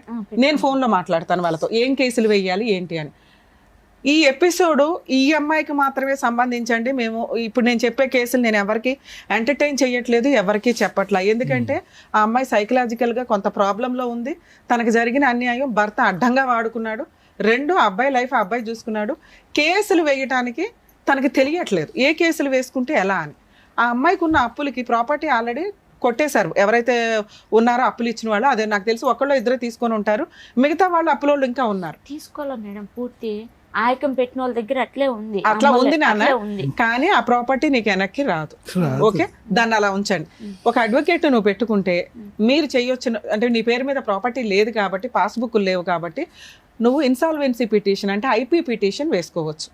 ఒక 5 దగ్గర నువ్వు అప్పులు తీసుకున్నారు కదా, 4 దగ్గర 5 దగ్గర 10 మంది దగ్గర, ఈ 10 మంది పేర్లు చెప్పి ఐపీ పిటిషన్ ఫైల్ చేస్తే, ఇందాక వాళ్ళు నిన్ను బెదిరించారు కదా, అరెస్ట్ వారెంట్ బెయిల్ రాకుండా నిన్ను లోపలేస్తాము అని, అలాంటి కేసు నీ మీద వేసి టచ్ చేసే రైట్స్ కూడా వాళ్ళకు ఉండవు. నువ్వు ఒక లాయర్ని పెట్టుకుంటే నేను వాళ్ళకి ఎక్స్ప్లెయిన్ చేస్తాను ఎలా వెయ్యాలి అని. ఓకే, ఫీజులు కూడా చాలా నామినల్గా ఉండేలాగానే మాట్లాడుకో. నేను సపోర్ట్ చేస్తాను కాబట్టి డ్రాఫ్ట్ కానీ ఏదైనా జస్ట్ వాళ్ళ పని వేయటం వరకే. నువ్వు నన్ను నమ్ముకొని ఇక్కడ దాకా వచ్చావుగా. అప్పు ఎక్కొట్టడం ఎట్లా? ఇక్కడ అప్పు ఎక్కొట్టడం కాదండి, తనని తాను రక్షించుకోవడం కోసం గవర్నమెంట్ లా అండ్ ఆర్డర్ ఇచ్చిన ఒక చట్టం అది. అందరూ ఎవరు పడితే వాళ్ళు ఐపీలు వేసి కొట్టేసి డబ్బులు జనాలను ముంచుదాం అనుకుంటే కోర్టు మూడో కన్నుతో చూస్తుంది, వాళ్ళకి ఎవరికి ఐపీ ఆర్డర్స్ రావు. ఈ అమ్మాయి కేసు సపరేట్, ఎందుకంటే ఆల్రెడీ ఉన్న ఆస్తి మొత్తం పోయింది, భర్త మోసం చేసి ప్రతి చోట అప్పులకి సంతకాలు పెట్టించారు. ఇలా ఈ అమ్మాయి పేరు మీద ఏ ప్రాపర్టీలు లేవు, చిల్లికి గవ్వలేదు. కాబట్టి ఇటువంటి అమ్మాయి ఐపీ వేసుకోవచ్చు. నిజంగా అప్పులు ఇచ్చిన వాళ్ళు ఎవరో కొంచెం మానవత్వంతో ఆలోచించుకొని వాళ్ళ హస్బెండ్ని పట్టుకోవడానికి చూడండి, అత్త మామ దొరుకుతారు కూడా. ఎందుకంటే ఈ అమ్మాయి అప్పు తీసుకొని ఏం చేసిందో మీ అందరికీ తెలుసు. మీ హస్బెండ్ వల్లే కదా, ఆయనకి పంపించిన వేషాలే కదా ఇవన్నీ. సో ఐపీ కేసు ఫైల్ చేస్తే అప్పులోళ్ళ నుంచి క్లియర్. ఇప్పుడు బుద్ధి చెప్పాల్సింది ఎవరికి? మీ ఆయన మంచోడో చెడ్డోడో నాకు అనవసరం, కానీ మీ పిల్లోడిని పోషించాల్సిన బాధ్యత మీ ఆయనకు ఉంది. ఓకే, పిల్లవాడి కోసం మెయింటెనెన్స్ కేసు నువ్వు విడిగా వేయకుండా డొమెస్టిక్ వైలెన్స్ కేసు అని ఒకటి వే. దాంట్లో నువ్వు మెయింటెనెన్స్ అడగొచ్చు, ఈ అప్పులు పంచాయితీ ఆయన తీర్చమని అడగొచ్చు. ఒకవేళ ఇవి వస్తే నువ్వు నిజాయితీగా అవతలకి డబ్బులు ఇద్దు కానీ. అలాగే నీ పొలానికి సంబంధించి రిటర్న్ ఇమ్మని అడగొచ్చు, నష్టపరిహారం అడగొచ్చు, 10 లక్షలు 20 లక్షలు, 12 తులాలు బంగారు నాది. నీ గోల్డ్ కూడా వెనక్కి అడగొచ్చు.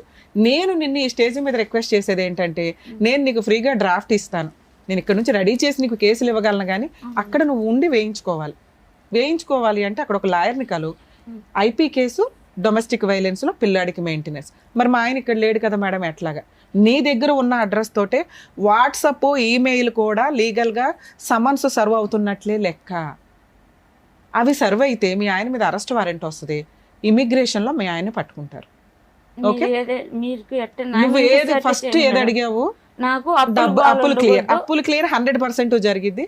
మీ ఆయన మీద వేసే కేసు మీ అత్త వాళ్ళ సెటిల్మెంట్కి వచ్చేలాగా చేయగలుగుతాం. అతని మీద అరెస్ట్ వారెంట్ ఉంటే ఖచ్చితంగా అతను సెటిల్మెంట్కి వస్తాడు. వచ్చింది ఏదో ఫుల్ అండ్ ఫైనల్, కానీ పోరాటం అమ్మ. ప్రాబ్లం ఏంటంటే లీగాలిటీలో ఓపిక అవసరం. ఇక్కడ మీ ఆయన అందుబాటులో లేడు. 2, ఈ కేసు 2 నుంచి 3 సంవత్సరాల పైనే పడుతుంది. దీనికి నువ్వు ఓకే అంటే నేను చేయగలిగినంత హెల్ప్ చేస్తాను. 10 సంవత్సరాల నుంచి అసలు ఏం వేయలేదురా బాబు. ఈ కేసు 2018లో వేసావు, ఇది 100% పర్ఫెక్ట్ గానే చేశారు పోలీసులు నీకు. ఈ కేసు కూడా టైం పడుతుంది. కాకపోతే ఛార్జ్ షీట్, ఒక నిమిషం నాన్న, ఛార్జ్ షీట్ ఫైల్ అయ్యింది. ఈ కోర్ట్స్ యాప్ అని ఒకటి ఉంటుందండి, దయచేసి చాలా మందికి తెలియట్లేదు. అడ్వకేట్స్ చెప్తేనే డేట్ల గురించి వెరిఫై చేసుకుంటున్నారు. ప్రతి ఫోన్లోనూ కూడా ఈ కోర్ట్స్ యాప్, ఈ అంటే ఎలిఫెంట్, స్మాల్ లెటర్ ఈ కోర్ట్స్, కోర్ట్ అంటే కోర్టు, ఈ కోర్ట్స్ యాప్ డౌన్లోడ్ చేసుకొని మీ కేసులు state wise, district wise, court wise feed చేసుకుంటే రెగ్యులర్గా ఏం జరుగుతుందో మీకు అర్థమవుతుంది. మీ అడ్వకేట్స్ని అడగవసరం లేదు, మీ అడ్వకేట్లు కోర్టులకు వెళ్ళారా లేదా అని కూడా మీకు క్లియర్గా అక్కడ అర్థమైపోద్ది. అడ్వకేట్స్ నన్ను తిట్టుకోకండి మేడం. ఇట్లాంటి కేసులో తనకి అంటే మేబీ అందరికీ ఐపీలు రావు, ఈ అమ్మాయి కేసులో ఐపీ రావడానికి అవకాశం ఉంది. మనల్ని నమ్ముకొని వచ్చింది కాబట్టి సార్ చేసి హెల్ప్ సార్ చేస్తానన్నారు. లీగల్ సపోర్ట్ లో అప్పుల వాళ్ళకి మా మొగుడు పేరు మా మొగుడికి భాగము ఇంటి స్థలం ఉంది, భూమి ఎక్కడికి పోలేదు. వాళ్ళు ఏం చేసుకుంటారో చేసుకొని నీ మీదకి రాకుండా చూడమన్నావు. నువ్వు ప్రామిసరీ నోట్లు పెట్టు, నువ్వు ప్రామిసరీ నోట్లు నీ దగ్గర నువ్వు నీ సంతకాలతో ఉన్నాయి. మీ ఆయన ఆస్తి నీ పేరు మీద లేదు, నీ పొలం నీ పేరు మీద లేదు, కానీ ఆయకంలో ఉంది మేడం. వీళ్ళ అమ్మేసి వాళ్ళ డబ్బులు వాళ్ళకి చెల్లి పెట్టేసి మిగతా డబ్బులు తెచ్చి మాకు బాకీ కట్టాలి. 4 ఎకరాలు అమ్ముకోవడానికి అవకాశం ఉందా? ఉంది మేడం. మరి అమ్మేసుకో. ఆమె ఆయకంలో పెట్టున్నామా, ఇవ్వడం లేదు మేడం. నేను అదే మాట్లాడిపించిన పెద్దవాళ్ళతో. బేరం రెడీగా ఉంటే నాతో మాట్లాడిచ్చిపోని, నేను మాట్లాడతా. నిజంగా బేరం ఉంటే అప్పు వాళ్ళు ఇప్పుడు బ్యాంకులో అందరికీ అప్పులు ఉంటాయి నాన్న. బ్యాంకులో ఉన్నప్పుడు అప్పు ఎవరైతే ఉంటుందో బ్యాంకు వాళ్ళు చూసుకొని ఇట్లా ఇచ్చేస్తారు. అలాగే తాకట్లో ఉన్న ప్రాపర్టీని మనం ఎవరికైనా బేరం పెడితే ఇదిగోండి 30 లక్షలు, ఓకే పలానా చోట 15 లక్షలు కట్టాలండి, అగ్రిమెంట్ ఆఫ్ సేల్లో 15 లక్షలు కట్టి రిజిస్ట్రేషన్ అప్పుడు 15 లక్షలు కట్టండి అని ఆ రిమైనింగ్ 15 లక్షలు తెచ్చుకోవాలి మనం. అవును మేడం. తెచ్చుకొని వేరే చోట పోయినా కూడా నాకు 30 లక్షలు నా చేతికి వస్తుంది కదా, బాకీలు కట్టుకొని ఏదో నా పిల్లోడికి చదువుకుంటుందని భంగపడతా ఉంటే అమ్మి మొగుని రమ్మనిస్తానంటాను. అసలు ఆయన సంగతి వదిలే, నువ్వు కేసులు వేసినాక ఆయన రావడం ఆయన మాట్లాడడం అనేది ఉండదు. ఓకే, నీ సంతకాలే నీ సిగ్నేచరే ఇంపార్టెంట్. నీ పేరు మీద ప్రాపర్టీ ఉందంటే అలా కూడా సెటిల్మెంట్ చేయిద్దాం. మీరు మీ అడ్వకేట్తో నాతో మాట్లాడిస్తే నేను ఇది మాట్లాడతాను. సో ఇక్కడ మా స్టేజ్ నుంచి మేము హెల్ప్ చేస్తామని కూడా చెప్తాం. అమ్మాయికి లీగల్ సపోర్టు, సైకలాజికల్ సపోర్టు ఉంటుంది కాబట్టి అక్కడ సెటిల్మెంట్ చేయండి, ఏదైనా తేడా వస్తే మేము వస్తామని చెప్తాం. సరేనా? ఓకే ఓకే జ్యోతి గారు, థ్యాంక్ యూ. జాగ్రత్త.